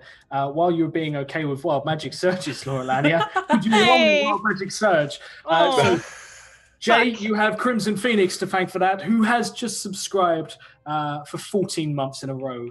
Dude, thank you so Dude. much. Dude. Thank you, Crimson, 14 man. That months? rocks. Yeah. Damn. Gavin's got woo. Wow. That's 4 more than 10, and that's double digits. And that's math with Casna. 7,200, just on the nose. 7,200. Can't die while That'll sleeping. be good. That's right? fucking. Target cannot be slain ever, is what it should say. And then we'll be fine. Target is fucking invincible. We just gotta Target find a way to get you to lives forever. sleepwalk your character the rest of the campaign. Everyone next to the target is always asleep. It's so cool though. What was it? 7,200. That is correct. Oh, that's perfect. That's absolutely perfect. No, Okay. Stop saying that. Target dies whenever they go to sleep. I'm already dead. You're just stuck in an infinite loop of death and resurrection. So yeah, we'll come to that when we get back to soon in just a moment. But yeah, you find yourself Don't want this. getting into this area, and sort of you cast Sanctuary on yourself quite quietly, but no one seems to be paying attention to you. People are just holding up what appear to be sort of just blocks, like panels of wood with numbers on them. Some of them have sort of like face scarves wrapping around them. Others sit openly. I scan the room to find the person who's not bidding, but who's paying the most attention. Because I'm assuming that they might be the person who's getting a cut of whatever sells. He's just caring that, just making sure that it's selling, not necessarily that what it sells for. Yeah. I'm looking for the auction master. Roll me an insight check. Insight. Indeed. Ooh, I'm good at those. 20. At 20. So you look around. The first thing you note as you walk in is they are currently bidding on onions, which seems incredibly mundane, but they are bidding on food. And this is quite a lot of food. Specifically, there's enough here to sort of, you could plant them, you could grow them. You know how much famine sort of there is out there at the moment. Any kind of food, why it's onions, you're not entirely sure. It looks like it's been sort of snatched in a hurry. Like you get the feeling that this is not sort of someone has donated this to the auction. This has probably been seized from someone. Yep. And is now being auctioned off to whoever wants it.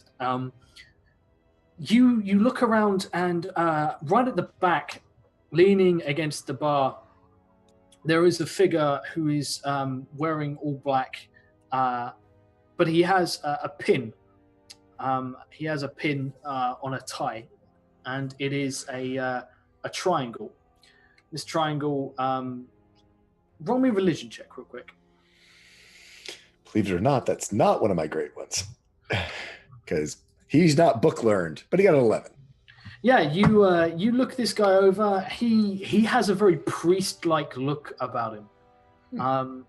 He looks sort of. He's got the high collar and a very thin, slim tie that runs down. He wears black from head to toe. His hair is like one of those god-awful bowl cuts. Like the really, really nasty bowl cut, yeah. And he's just sort of standing there, and you notice he has a drink next to him, which he doesn't seem to be paying much attention to. Like you notice just little things, like for example, there's like a straw which is pointing the wrong way from him. If he'd been drinking it regularly, he's just everything about him says that he's trying to blend in, but you get the feeling this guy is here to watch quietly from the corner by the bar. I approach, and I mean, is there a seat near him, or is he sort of leaning against the wall? It's not particularly. There's room to hold at least 3 times this many people down here. Yeah, I sort of head over, and is it like at the bar so I could order a drink? Yeah. There's a lady behind the bar. She's not the prettiest, but she has that cold smile that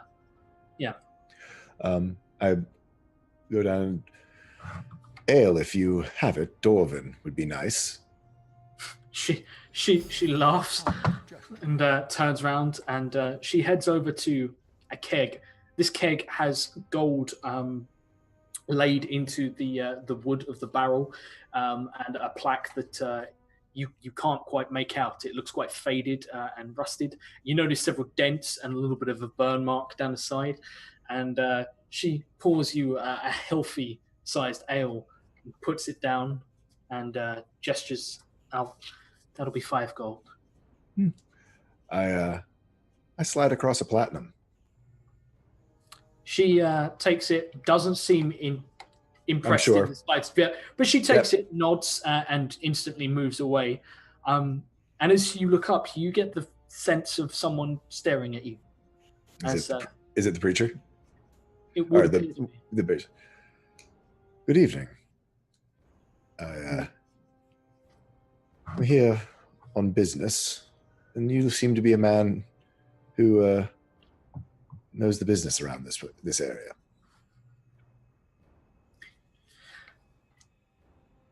I might be able to help. What is it that you're searching for? Information, and possibly an item if it still remains here. We don't keep anything on site. Understood. Really looking more for when it might have passed through and whose hands it might have passed into. I know that you probably keep discreet clientele, so that does not come cheaply. We never divulge our clients. He holds out a hand. Understood. I see you're a man of the faith, or at least of religion. I am one who understands the way of the world, shall we say. Understood. I am, in fact, a man of the faith. I'm not sure how many of people like me frequent, but I see you have quite a good trade going on in the basic commodities of the world right now. Well, at the moment, those who have food have power, and those who have power, well, can afford to drink the finer drinks. And he gestures to your ale. Yes. So, as I said, I'm looking for information, and it seems as though I'm in a position to offer as payment some power to you. And what power would that be? I don't know. Let's say the one spell that Gavin always has prepared because he's Gavin. Let's say 135 pounds of food and 90 gallons of water. Conjured wherever you like it. He lets out a small smile. There is one slight problem with that. Hmm. This food that you're looking to provide us with has a limited shelf life. Yes, it does. But then again, as long as our buyer doesn't know that it vanishes after 24 hours, well, we can't be held responsible, and we don't do receipts. I assumed as much. As you say, you don't keep things on site for very long, so... Exactly, and what happens to someone else once they leave this facility is entirely beyond our control, something you might want to take into account when bargaining with us. So, what is it did you want in exchange for this favor, shall we call it? A map. A map He of the... instantly tenses up. Understood. Shall we go someplace more private?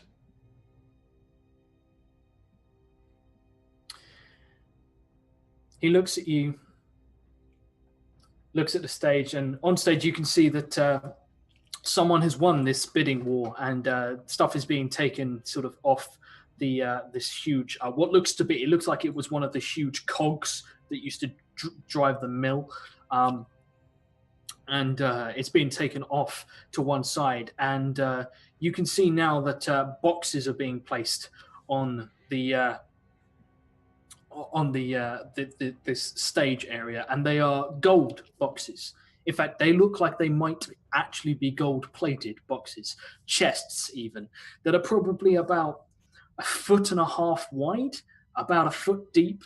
So they're not massive, but someone gets up on stage and he opens the lid, reaches in, and he pulls out what looks to be almost sand, and lets it run through his hands back into the box, and then slams the box shut, and bidding immediately begins at an extreme rate as people almost frantically, the price just rises and rises, and before you know it, you can hear shouts of in excess of over 1,000 gold pieces for what look like 4 boxes of sand.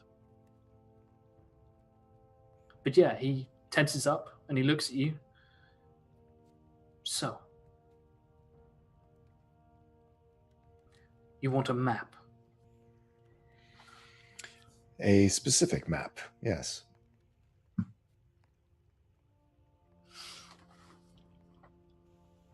And this map would lead to what exactly? Something that someone wants to keep hidden. Actually, something that 5 someones want to keep hidden.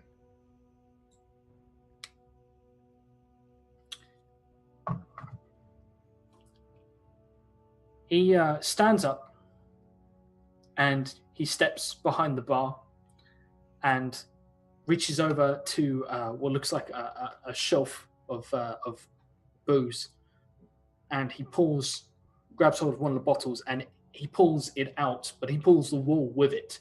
It appears to be fixed in place. You notice the bottle is actually sort of a brass-like. It's just a very fancy sort of concealed door. And he walks through, not closing the door behind him, and the barmaid just raises an eyebrow and hooks a thumb towards the door. Yep, Gavin follows through. And the door is closed behind you, and you are now in a very, very dark room that is lit by 1 or 2 torches that are burnt quite low. And there are simply 2 chairs in the room that face one another. However, as you step into the room, you will be aware that your magic becomes deadened and dampened. That's convenient, isn't it? He smiles. Precautions must be taken in such dealings, I understand. Name your price for this information. Well, I'll start with the food and water, but I'm sure that's not enough. What are you in the market for, my friend? This payment will have to be made in gold. No trinkets or promises, nothing like that. Just gold. Understood.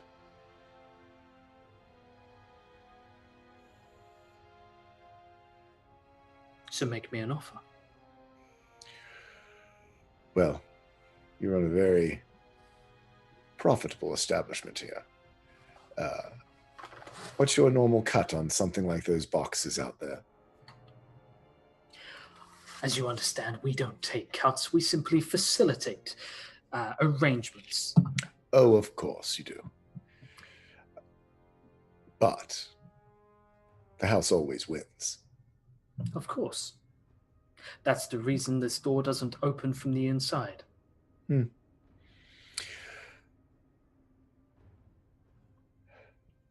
I have at my disposal 2, 3, 4, 5. I have at my disposal 2,000 gold, easily acquired, and access to potentially another 1,000. I can give it to you tonight. No waiting, right now. He leans in. Plus, of course, the food and water. That is easy enough to take care of. The price is 5,000 gold pieces. If you return without the money, you will be killed. I am not giving up that particular buyer for anything less. Yeah! Understood. We never spoke of this. Of course not. You have one night to make your mind up. It's a pleasure doing business with you. May I know your name, or at least a title that I can call you by? Names have power, I understand that too. I believe you can call me the House. That works fine.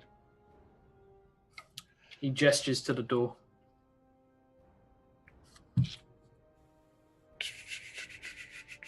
Very good. Okay. And Gavin makes his way out, and you can see that as you step out, you hear someone say 8,000 gold pieces, and there's a hush that falls over the room, and someone sat back in the shadows. You see, sat there quietly in the corner, away from everyone else, surrounded by 3 guards, it seems, who one of whom is holding one of these Paddles. Yeah, paddles. And everyone sort of looks over to the corner, and there's a few murmurs, and the man on stage going once, going twice, sold. And places his hand on the boxes and carefully lifts them and begins to load them. And you hear, as you walk past, people speculating as to who would pay that much for such a volatile compound. Do I see who is in the corner? Roll me a perception check.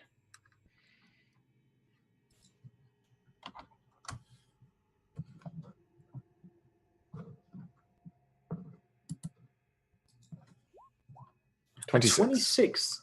Not a nat 20. So close. Ah. You look over, you can't make out who it is. They are sat in perfect shadow. You Yep. can just make out feet and legs wearing simple clothing.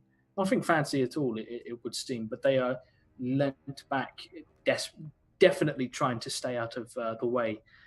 You do, however, notice that the guards are all standing there. They look like trained killers, these men. All of the people in the room seem to be giving them some space. And maybe it's the fact that they seem to carry particularly vicious-looking weapons. Maybe it's the just sheer aura of menace, the fact that all of them have their faces wrapped and give very little away for identification. Or maybe it's the fact that all of them bear a sigil on their lapel of 3 eyes that appear to have been plucked from eye sockets and tied together in a triangle. Yep.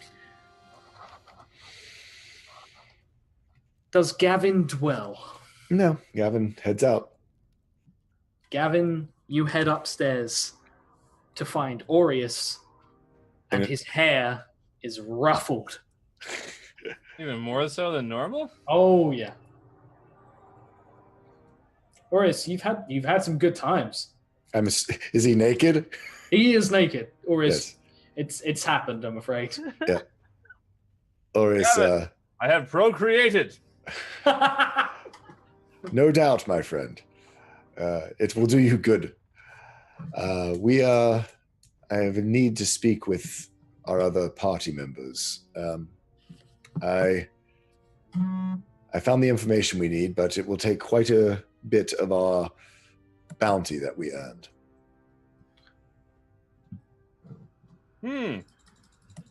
How much did they ask for, might I ask? That's not half of the bounty. Surely we should be able to afford that. I would hope so, but let us go see. It is not my place to commit to such things without at least speaking with them. Oh, you're such a kind-hearted friend. It's a really good thing that the one person who really wants to keep all the money is in a sack right now, so we should be fine. Just tie the I'll drawers. just close the sack. Yeah, go give the money over. I'll just tie this up in a double knot. I fucking hate this party. And you guys, these are the least profitable friends ever. Yeah, so you guys make your way sort of back. Niles seems curious. Aureus, he keeps sort of leaning down and prodding at you. Do you get dressed before you return, or do you just walk back naked? Aureus. No, I don't. Aureus has the walk of procreation. The walk of not shame. Yeah. The stride of pride, I believe. The stride of pride. I That's it, forgot yes. that thing. These are followers of Oh, Sylvanus, that's real. and that people have started not dressing, rather, the lack of dress, and he thinks that this is now the proper way to. People have finally seen the light. Yeah. It's his new uniform. When Aureus first arrived, he showed up naked, but he was told that he should wear clothes. But now that Sylvanus has shown itself in this town, he no longer needs to wear clothes. I did my time. I was shackled by these clothes, but no longer. For Sylvanus has freed us all. So yeah, it's a glorious moment. As how does Gavin react as he walks back with your dear friend? I would expect nothing less. Aureus, I'm not sure if Clay and his clientele would appreciate your lack of dress. Perhaps you should wait out here if you plan on worshipping Sylvanus through the night. Yes, being near many people makes me quite ill. Is that what they I've call noticed. it these days, eh? Well, Worshipping Sylvanus. Sylvanus. Try not to get the rest of your followers hooked on this new natural look that you have established. That could be problematic for our friend, Clay. What Clay does in his establishment is his own, but this is the nature, my friend. It is out here where we shall rejoice in Sylvanus's natural creation. Can't wait till they reestablish a town guard. Then Aureus, come, strip your clothes, followers. Gavin goes inside, just shaking his head. How long has it been? Has it been 4 hours? It has. Are we awake? It's been just about 4 hours. Okay. So yeah, you head back, and as sort of you step inside, Gavin, behind you, silhouetted in the windows, you can see clothes being thrown asunder. Gavin's going to kill me. I'm sorry, I'm Gavin. Clay is going to kill me. I'm going to kill myself. Yes. Yeah, he's rubbing his brow just like this. I sure hope he had some work out by the forge. I head up to Kazna and Zun's room and knock on the door. Kazna, have you finished your reverie? I need to speak with you about your armor. Yes. Yes. We should probably speak alone. Yes. Am I also out of reverie at this point? Just fun question. Yep. Get a gem worth 500 gold pieces from the loot and bring it back to me. Also, if you see any dark elves, lure them back here, sister. Also, I'm fighting that bitch. Yes, the armor. Okay. Let's discuss that. So I take Gavin down to my room where we had a. You are Gavin. You take You're back Gavin. down to. Did I say Gavin's room? Sorry. You said I take Gavin down to Gavin's room. I take I like Kazna. the idea. He comes up to the door and he's like, good, and just takes his own arm and just goes back. Kaz is standing there like. And I take Kazna down to our room, and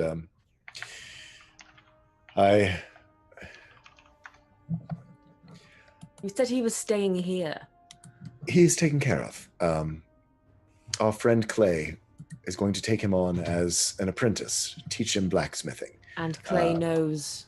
Clay does know, and as Clay was here and well established even during the occupation, he understands that all people sometimes just need a home. And certainly working in the soot out at a forge, from training my own apprentices, it's pretty easy to keep them covered from head to foot in soot. But I also have another need. I believe I've found a very important piece of information for our next journey to Limor. There's a map that is, I believe, of critical importance. Perhaps it will tell us more about the location, about the dangers and traps that might be along our way, and might be the only way to thwart those who are trying to keep Limor hidden. Where is it, this map? I have bartered a deal for it. However, it will cost us 5,000 gold, which I certainly will put my 2,000 of our bounty towards it. Aureus, I believe, has even less need for money, as he seems to have given up clothes now as well. Kazan will slowly turn out the window. Yes, and yes, down below, I'm sure by candlelight there are. Turn out the window and just close the blinds. There are naked people. There are naked people. That's going to be such a problem very, very soon. It's a problem now. So, if you are willing to at least have, I'm sure that Clay has, we owe quite a portion of this to Clay as well, but if you're willing to throw in what is left of yours, I believe we will have enough to pay the price. I will. I am getting to Limor if it kills me, and in fact, it very much may do. Speaking of Clay, I have a few words I need to have with him. More so his wife, but I'm sure he'll have to be involved. Understood. But I've never seen someone of such stature and strength be so wary of someone as he. Perhaps his wife is more formidable than we might know. Oh, I'm perfectly well aware that she is. Oh. Well, do be careful. I have found that women can be quite territorial when it comes to. I'm looking at Kazna and realizing that I'm just digging a hole, and so he just shuts up. Never mind. Yes. Well, anyway, I am glad about the armor situation. Not that I was worried, of course. Yes. But I'm glad. I think it will be a good place. Certainly where we're going, it would not be safe. No. I'm going to head down and first collect my earnings from the blacksmithing work that I've done, and take the rest from our bounty. I believe that it will leave enough for the others to have their full cut if they so choose to keep it. Oh, and if you find a particularly nice-looking gem, I do believe Zune was looking for one. Aureus was digging pretty deep in there before. I'll see if there's anything left. He absconded with quite a few, but if we can find his robes, we might find the gems. And if as he wonders where that gem might be right now. If you happen to spot any other dead people that I can commit to Earth the same way I did our friend we saw earlier, I think that would be greatly appreciated for the people of the town here, more so than anything else. That moment when you turn around to the cleric and you're like, can you just give me the dead? Yeah. I think you're like a cleric. Can you just please? Literally a cleric give me of your death. dead people. We'll discuss what you're doing with the dead later.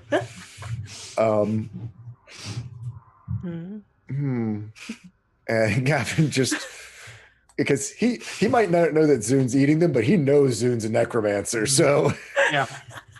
Cass's just like, well, yes.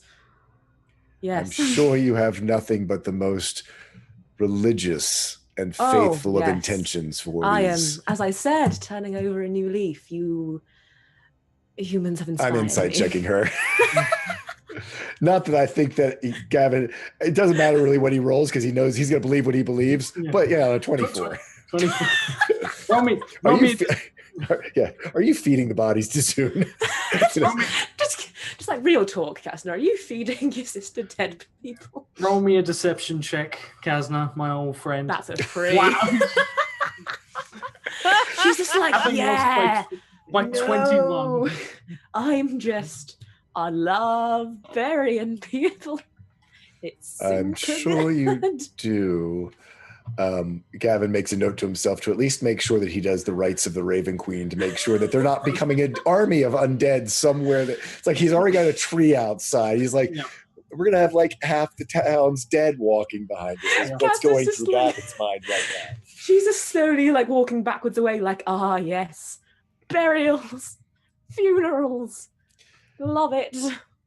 Ooh, better go chat to Sylvanus now. I've got to do the bark of the magic tree thing. That one. I've got to go pick up some old seed. So, you see, all right. Well, one moment. Gavin goes, so, you're off to see Sylvanus. Oh, I'm sure I'll see her. You should be naked then. I'll wait.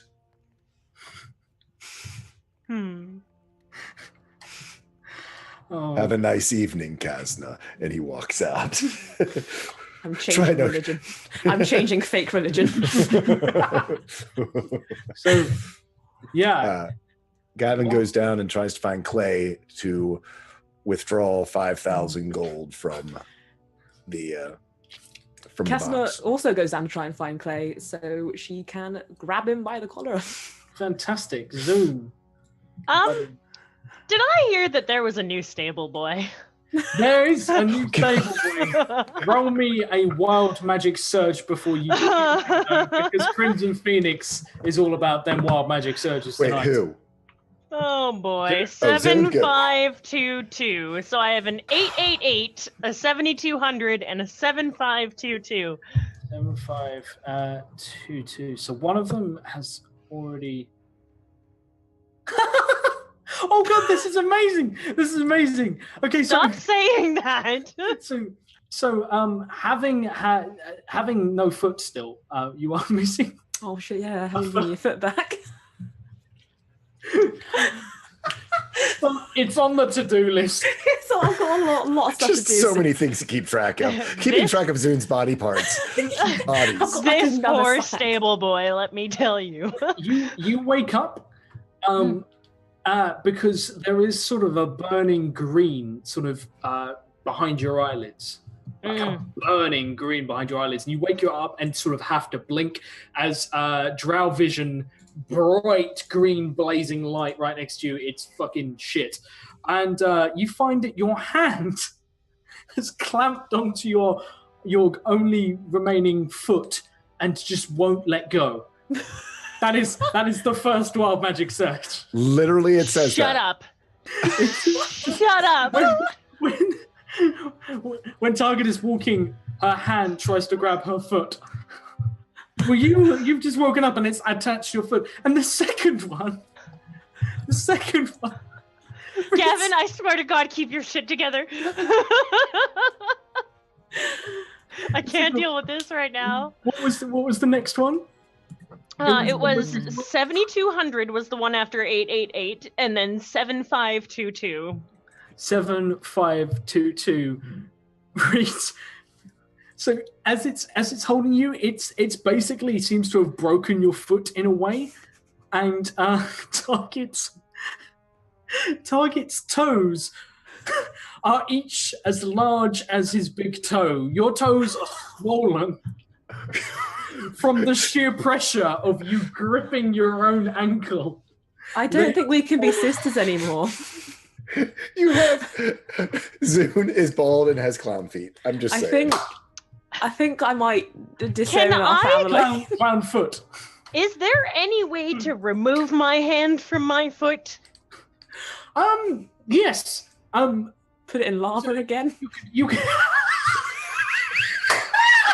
You Sorry. fucking bitch. I fucking hate you. That was the best. Oh my god. Louise, have inspiration. I just had inspiration for that. It was fucking beautiful. I'm so impressed. Okay.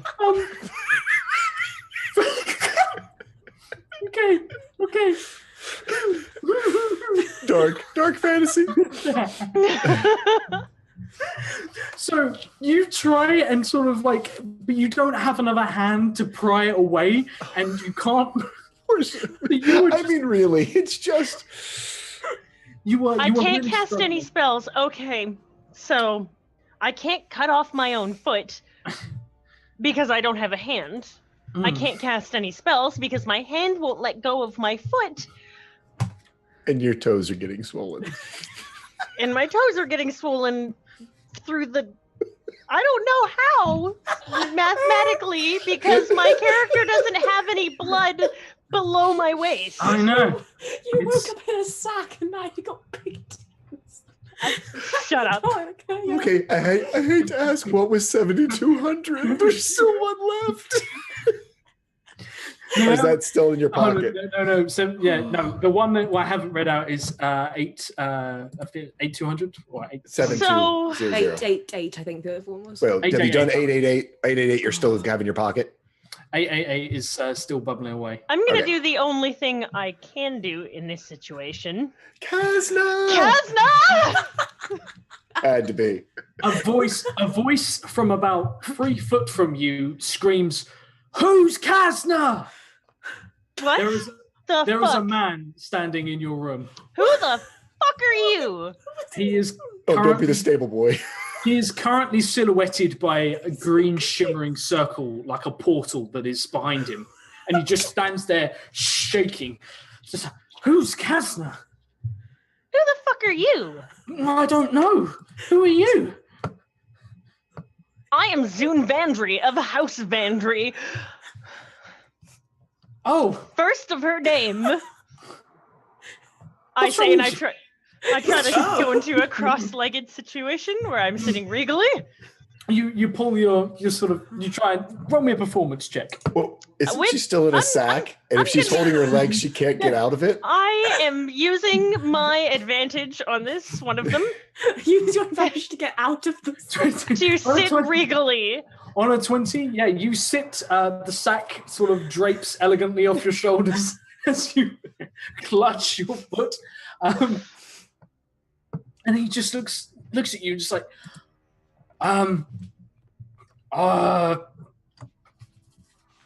you okay? I'm not sure why. What's wrong with you? What's wrong with you? Can I roll a religion to figure out who this man is? Yeah, absolutely. I'm going to use my advantage, my other advantage. Is he naked? He is not naked. Okay. This man is wearing shredded clothing. On a 20. This man appears to have no fucking idea who he is. He seems very powerful, but he also seems entirely insane. and he's just sort of looking at you, and one of his eyes is flitting around the room, sort of looking around. The other eye is just looking at you. Creepy. What are you doing here? What is your purpose? Can Can you give me back my hand? Can I give you back? You've got your hand. Your foot's got your hand.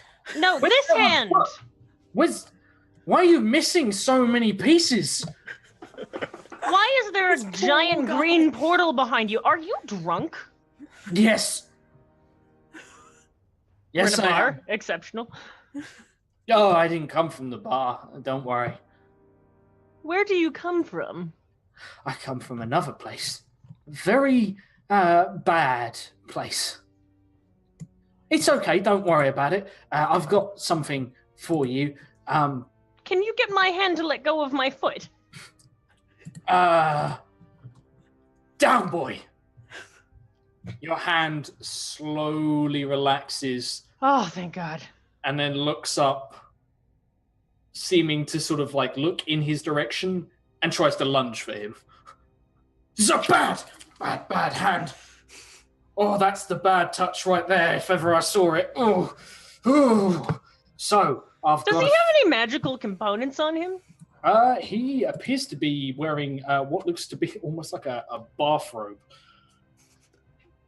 Like, it's kind of fluffy. Where have Damn you it. pulled this man from? Damn It's it, Mike. sister. Drunk in a bathrobe, it's got to be Mike. This is a donation. This is Crimson Phoenix. Do you Uh, have anything worth about 500 gold pieces on you? I don't know. You could sell this as belonging to someone famous. He gestures to the bathrobe. And then you could probably sell it for loads.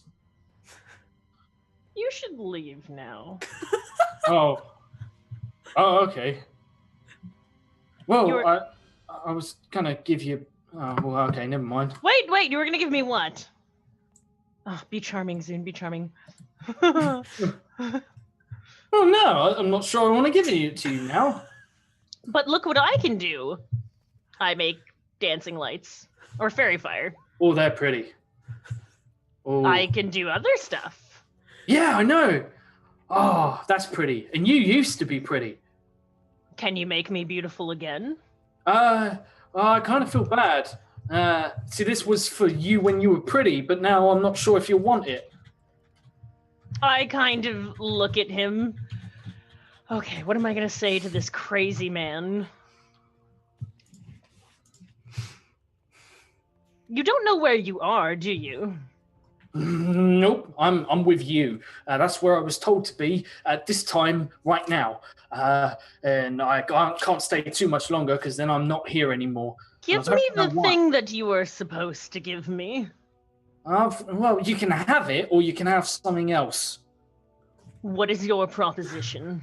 Well, see this, and he reaches into the green. You notice the second his hands touch the green, sort of he pushes through, and there's no, you can't It's see like a them. gate spell. A Yeah, gate yeah. spell. Sure. And he pulls out what appears to be a mirror that's maybe 2 foot by 2 foot, like a big square gilded mirror. Zune's eyes light up. Mirrors Yeah. are very rare in the Underdark. That is Yeah.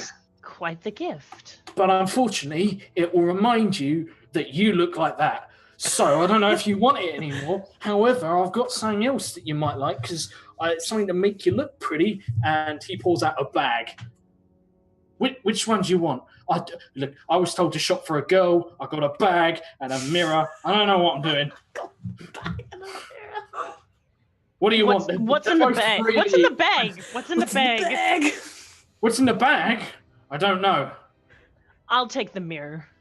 Are you sure you don't want the bag? How healthy does he look? Very Oh, no. unhealthy. I'm going to try to kill him and take both. Why have one when you can have both? Okay. What do you do? Oh. Has I Zoom cast- learned nothing? Of course not. I cast polymorph on him.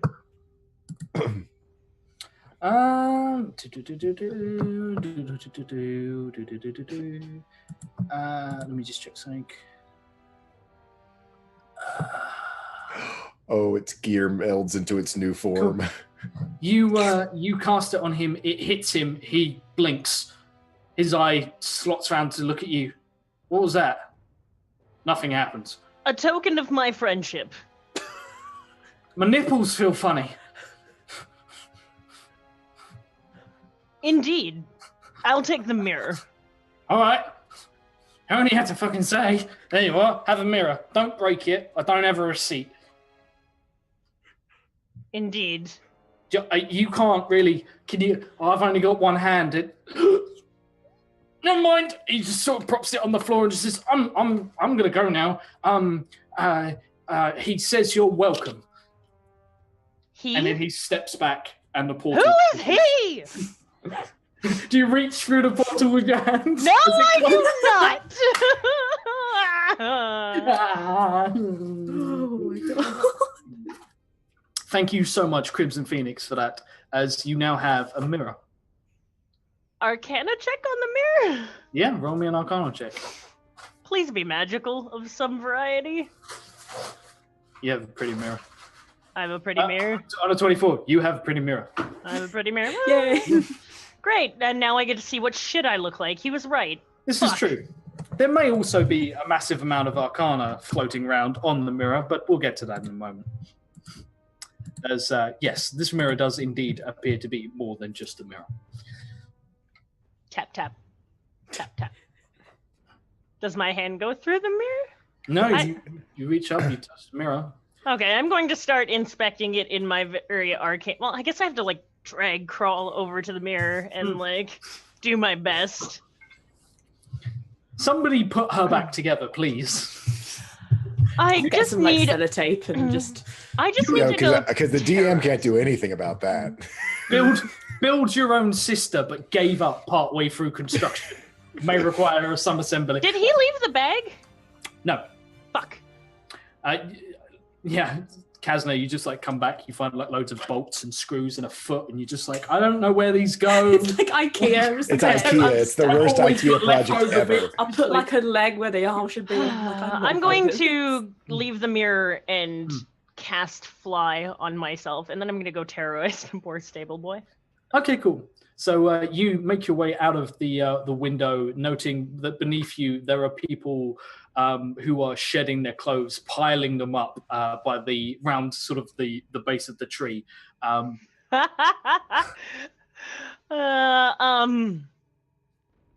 like to. You have displeased Sylvanus. I am the white of the elven kind, and I am coming for your souls. I say as I fly down. My performance check. People Boris fucking has to be standing there, and he. Do I recognize Zune? I was gonna say no hair. I was gonna say, like, would Aureus know that this is? Oh, if I'd have known Aureus there, I wouldn't have tried to do. If I see Aureus, then I'd attempt to do that. But if not, okay, yeah. Someone's right now. I don't want him to know that I'm fucking with his people because I hate that fucking elf. roll me a perception check just to see okay. if you were. Perception. Of course not. The elven white descends upon your people, Aureus. Oh no! Fuck Oh, Sylvanus. They fucking panic. They're running. As soon as I start running, I just laugh to myself and go to the stable, I guess. Wait, Why? followers, do not flee! This is not the undeath. Sylvanus would You see people like tripping each other up into the mud, just like to try it so they're not the person who's at the back. 1 second here. Why don't you smack me now, you dick? This I don't say that. So this thing's flying down at my people. Mhm. Sylvanus, what did you say when you came down? I'm sorry. You have displeased Sylvanus. I am the bane. I am the white of Sylvanus or something. I was trying to make myself seem scary to your people. I can't remember. Something spooky. The white of the elven people, I think you said. The white of the elven people, yeah, because they don't know shit about elves. This is not of Sylvanus. This is of the undeath. I'd be able to tell this is not living, right? Okay. You can sort of tell stuff about it, yeah. She's mostly dead. Roll me a perception check. Yeah, I want to know what Aureus actually sees before he starts going all crazy. Oh, poor Zune. Do not kill me, I swear to God. You see it Zune almost immediately. Oh God. That's even worse.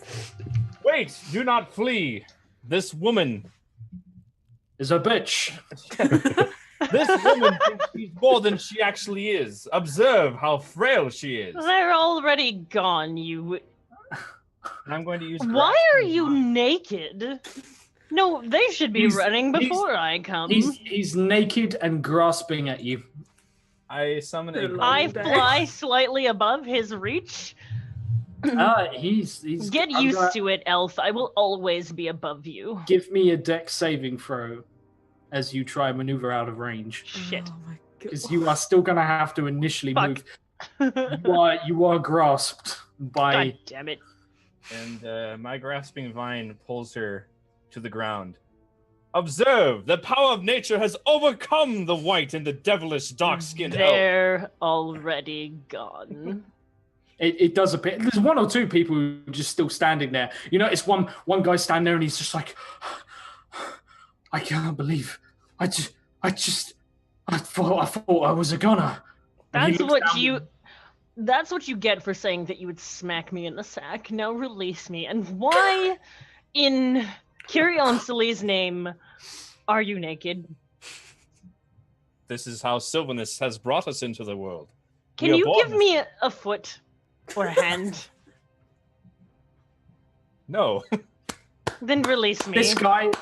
This guy who is literally the reason he hasn't run is his foot has actually sunk into the mud. He looks down at his foot, looks terrified at Zune, wrenches his foot from the mud and just starts sprinting for his life. Oh, commoners, they're so stupid. Horace turns around and looks at all the naked people running away, and look what you've done. There are now naked people running about the village. I mean, in drow culture, that's quite the norm. Anyways, I hear we have a new stable boy. I require his services. Can you release me? Are you going to fly around scaring people still? No, I've had my fun. That was simply revenge for your earlier comments. Orius is gonna slap Zune. Gonna reach across and slap her. It's finally come to this, has it? Let's roll some initiative, shall we? Motherfucker. If this is going down, this is going down. Yeah, you can try and smack me after the fucking day I've had yesterday. Oh, let me tell you what, son. No! Oh, tie. With that, tie break goes to whoever has the better modifier, which is Zune. Lorlana.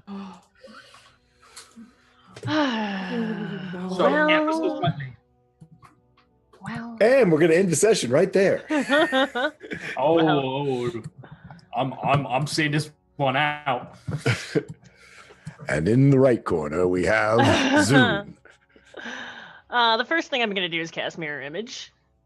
Since it's vocal and somatic, I can do this. Okay. You are still slapped in the face, just so you know, as he has already... That's what initiates this. But he slaps you, and suddenly you are looking... It's worse than you knew. There's more than one of her. This day has just gone from bad to like the worst day ever.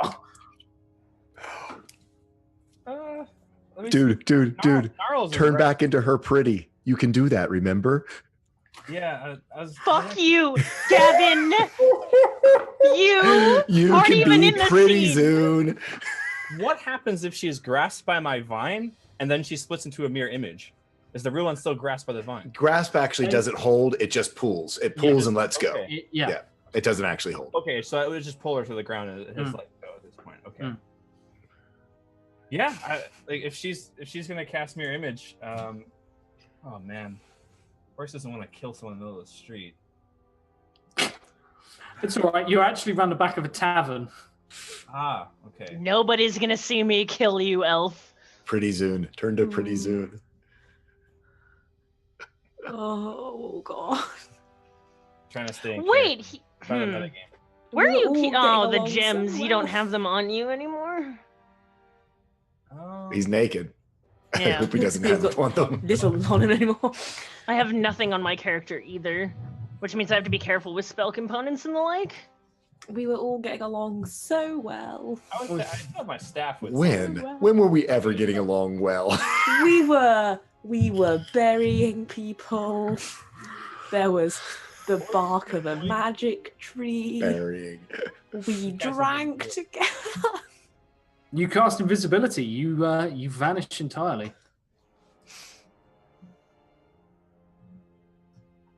Yeah, you better run. But it's Spanish. I'm not going to say a word. Oris isn't saying anything. He doesn't want to give away his position. I counterspell?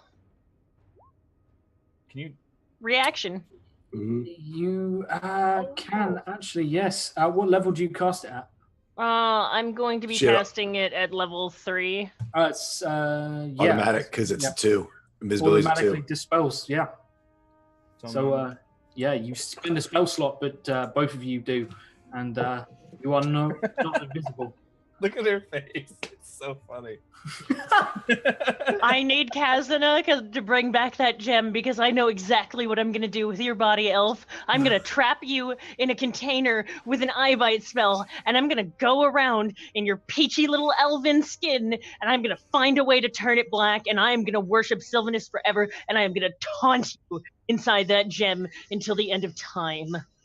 Where's Gnarls during this? Gnarls has to be having something to say about this. Gnarls is just watching. It might be worth noting this. He bought front row tickets to the fight. Yeah, he's got like bets on. You have an ent maybe 20 foot from you. I would just part of my turn. I would turn after I'm counterspelled. I would just tell Gnarls. She's attacking me. Soon if you die again. Is there any sand around me by any chance? Yeah, there's this sort of sand where the earth's been churned up and stuff like that. I would tell Gnarls to put this woman in her place. She is impersonating Sylvanus and threatening our followers. She is a threat to the balance of nature, clearly. Okay, I was going to say, because up until that point, nothing you said would have been sort of put her in her place. Where do these things come from? I don't know. But yeah, a threat he can understand. Let me just bring up Gnarls. Oh, that was my reaction. I still get my turn. Yes, you do. I'm going to attempt to put him to sleep. Okay. So roll me the dice. How does the? It doesn't just auto cast. Okay. No. You gotta roll. You gotta go high. Roll Very 5d8 creatures starting. Oh, it went through. Weird. So that is. How many hit points do you have, Oris? I have 58. It fails, I believe. Because you had 65 and you have 68. How much? Yeah. What is? Oh, it's Yeah, if you how many hit points do you have? I have 58. 58? No, she gets you. Because she cast it at 65. Higher level. Okay. Yeah. I cast it at 5th level, so I know that you're strong, and I know that I can't use necromancy spells on you because somebody fucking cursed me as a necromancer. I literally had the gear spell up. I was just like, I'm waiting for you to make the mistake. No, she learned the hard way. Elves, like different. Oh, that's right. He might not. He can't. You can't put him to sleep. Oh, he's an true. elf. That's right. No magical sleep. So you do this. So basically, this is the best pissing contest ever. You both just like All of the lesser creatures are all the same to me. Inside the bar, you hear several people collapse. Oh yeah, absolutely you do. You also hear the stable boy just go, "What the fuck? I don't want to die," and just collapses. Oh, poor stable boy. Oh, he was the best stable boy. Not again. He falls into a bucket of water and drowns. Oh. So you guys a are still snack. standing there. So far, this has been the least eventful combat night. None of you have actually done anything. I'm not gonna be the first one to call the truce. He slapped me. At this point, it's time. Or he's getting turned now. He's gonna once again. He's gonna remind Gnarls Barkley that this woman is openly you say this on your turn. Yeah. I'm going to conjure more friends. I'm going to bring woodland beings into play. Okay, what are you bringing? I'm going to bring.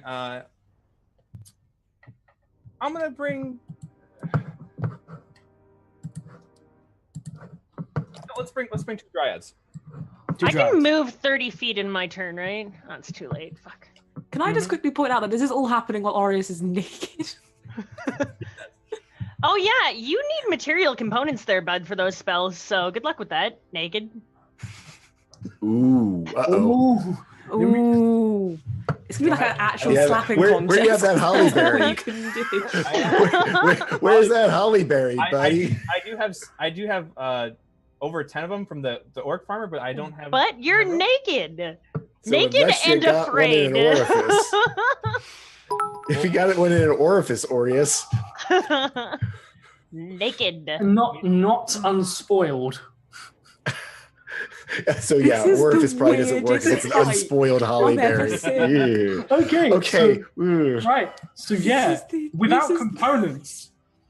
This is gonna be a great duel. Neither one of you have material, so it's gotta be just verbal and somatics. You're both level 10s, but you just can't hit each other. I'm just gonna attack her with my staff of the woodlands that I have on me. You're naked. You have nothing on you. You're naked. This is a combat player. I've never dropped my staff. I would bet, he would be. You wouldn't take a staff from an old man, would you? Yeah, exactly. So okay, roll it. And staffs are strength, right? Yeah. Their strength? Okay, I need to change that on my sheet here. Oh, he has a staff, all right. 22. It hits my armor class. And then does that get? I think it gets a plus. It's like a 1d4 or something. Let me check the bio. That's not right. No, that is you rolled terrible. What's your strength? You rolled a 1. Oh god. Yeah, that's with all the mods. Oh my god. You rolled the first hit we actually get is plus 2 bonus attack and a damage. Yeah, it's in there. Oh god, that sucks. You rolled a 1 on your damage. You poke. You poke. I have nothing prepared that is good for this. Maybe you guys just shouldn't fight. Does Gavin hear any of this, or is he busy working? The undying heroes. Gavin, several bit. Is that your defense against being poked? You just piss yourself. Well, he hits me with the staff. I take 4 damage. Yeah. I use my action to fly out of range. Yeah. You get an attack of opportunity, Aureus. Oh, okay. Sure. Hit me again, motherfucker. Yeah.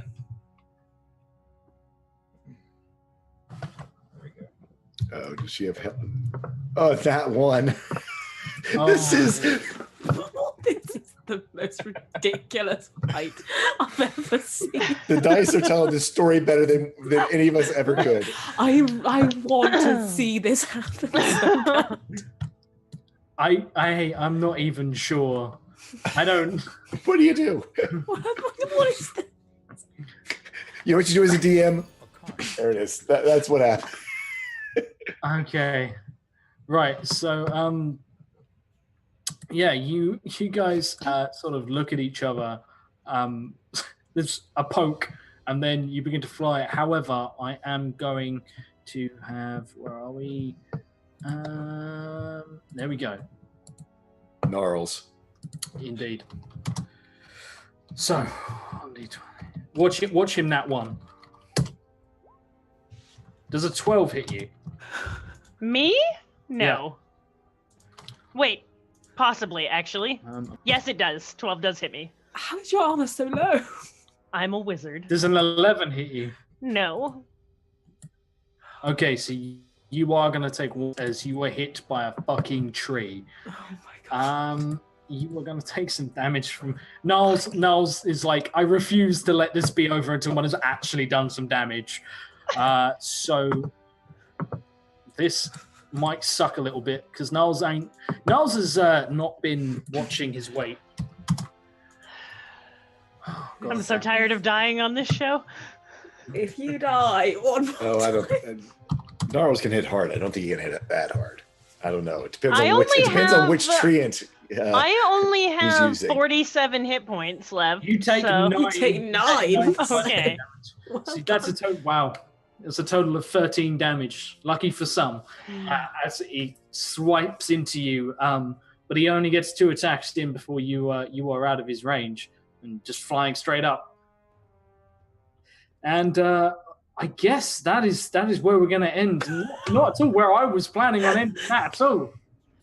As you guys are actually fighting each other now. It was not the day to slap Zune after being fucked up by a dragon, waking up from the dead. She's just had enough of everybody's shit. To be fair, you came out and did something that... You said you were going to slap me in a sack. All I was trying to do was scare your followers, and then you slapped me. What is this? I don't even know anymore. I've got a group of friends who are running through the long march off stream, and they're in a completely different place to you guys. Look at all They're my like shock doing face. actual like dark fantasy, and we're just like, Made it "You gonna past the slap me in a first sack?" quest hub. Yeah. You guys don't realize I've mapped out like all of the kingdoms have like quest hubs and NPCs and everything is set up. We just really like this pub. You just really love this pub.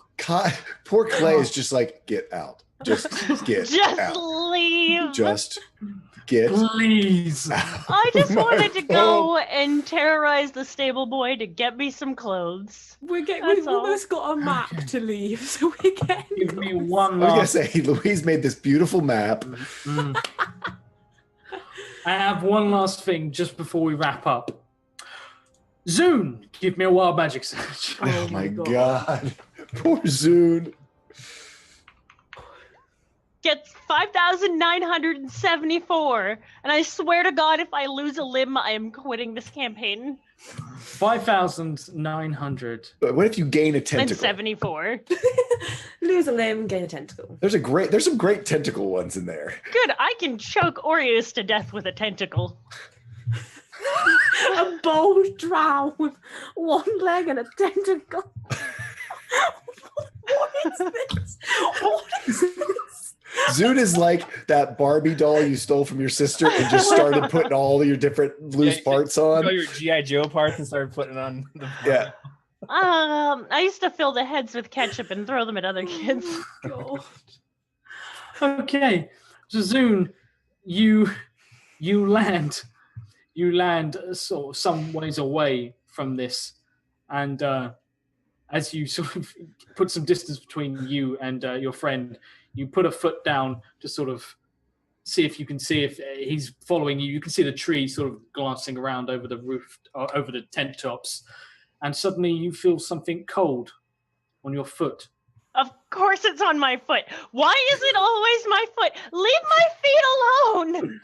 And you look down to see that there are silvery metal chains No. that are beginning to wrap their way up. No! Counterspell? We'll see if that works next time. So, No! thank you everyone for tuning in to our dark, gritty fantasy of the Long March.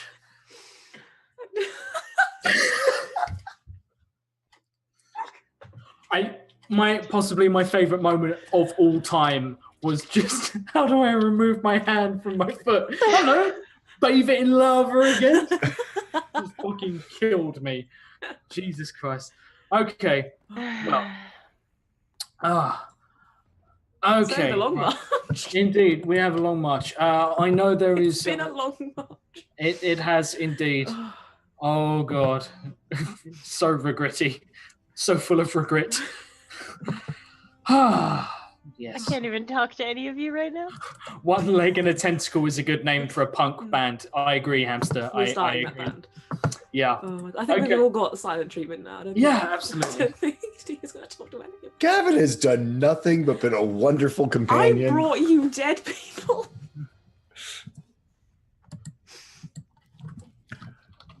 Apparently I missed a donation. Sorry, give me 1 second. Oh. Will's net has just died. He's been forwarding me stuff. So let me just check that. Because it's a nat 20 for somebody, I think. Might be me. Wouldn't that be wonderful? For me, it is for me. I fucking called it. Quit. Aladin, I formally quit this campaign. Ross, you absolute bay. I will make a note of that, and thank you so much. So we're going to wrap up this evening, which is Literally getting wrapped up by Wrapped up, chains. indeed. Yeah. Indeed. So we'll have a quick shoot round to everyone. Let's start off with Aureus, who's laid it all on the line, laid it all bare. You have cultivated nudity in this town. Is this going to be a running theme? Look, Aureus is a lawful neutral. He's become lawful neutral, so he's sticking lawfully to his code. And lawful neutrals, in my mind, are characters that they only do what they are commanded to by their lord or their code. And so, yes, there will be more nudity, and there will be more insurance of the balance. Yeah, absolutely. See more of it. Basically, Assuming can people count on nudity next week? Yes. There we go. That's sold it. That's encounter roleplay. God. We'll More have nudity. next week. Yes. Indeed. Okay. Where can we find you online?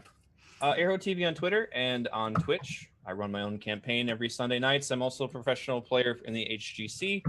We have matches every weekend if it's in season. We are also in the playoffs. HGC stands for Heroes Global Championship. We are. I play for a team in that, so you can find us at Blizz Heroes, or just look for Heroes of the Storm on Twitter, and you'll probably see me and many others. So, indeed, yeah, go check that out. I can't do all the stuff there, unfortunately, at the moment. All the links and stuff because Will's net has died. So if you want to post anything in chat, go wild. Well, let's have a look over. Let's go over to how's it going? How's it going, Squall? How was that for you? As someone who shared time in a brothel with Aureus. Yeah. Remarkably different experiences. Yeah,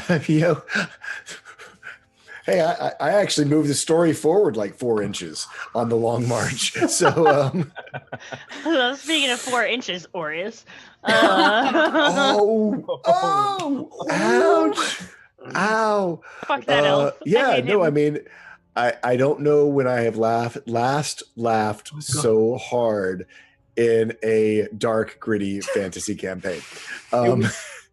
It's always when players have to walk away from their computer because they are broken. That's when you've done well. Broke. Yeah, Broke. That's it. I'm gonna put that on. I've like, done the that comment. twice today. I think. It's gonna be in the comment section, like dark, gritty fantasy, so dark and gritty. Players have had to walk away from their computers. Yes. Tears in their eyes. Yes, the tears and the emotions were so strong. Yeah. Glorious. So, I'm Tall Skull. You can find me here and on Turncloaks podcast and on my own station on Saturdays at 2 p.m. DMing a campaign known as The Vice, and would love to have you all come and check it out sometime. Fantastic. Okay, and let's look Drink. over. I'm going to look up to. Am I muted? Wait, drink. You said fantastic. Oh god damn it! We're not playing that game. Oh. Encounter roleplay drinking game. Yeah, this is the encounter roleplay drinking game. Every time Will says, or any of us say fantastic, because Fantastic. yeah, fantastic. You have to drink because fuck you, Will.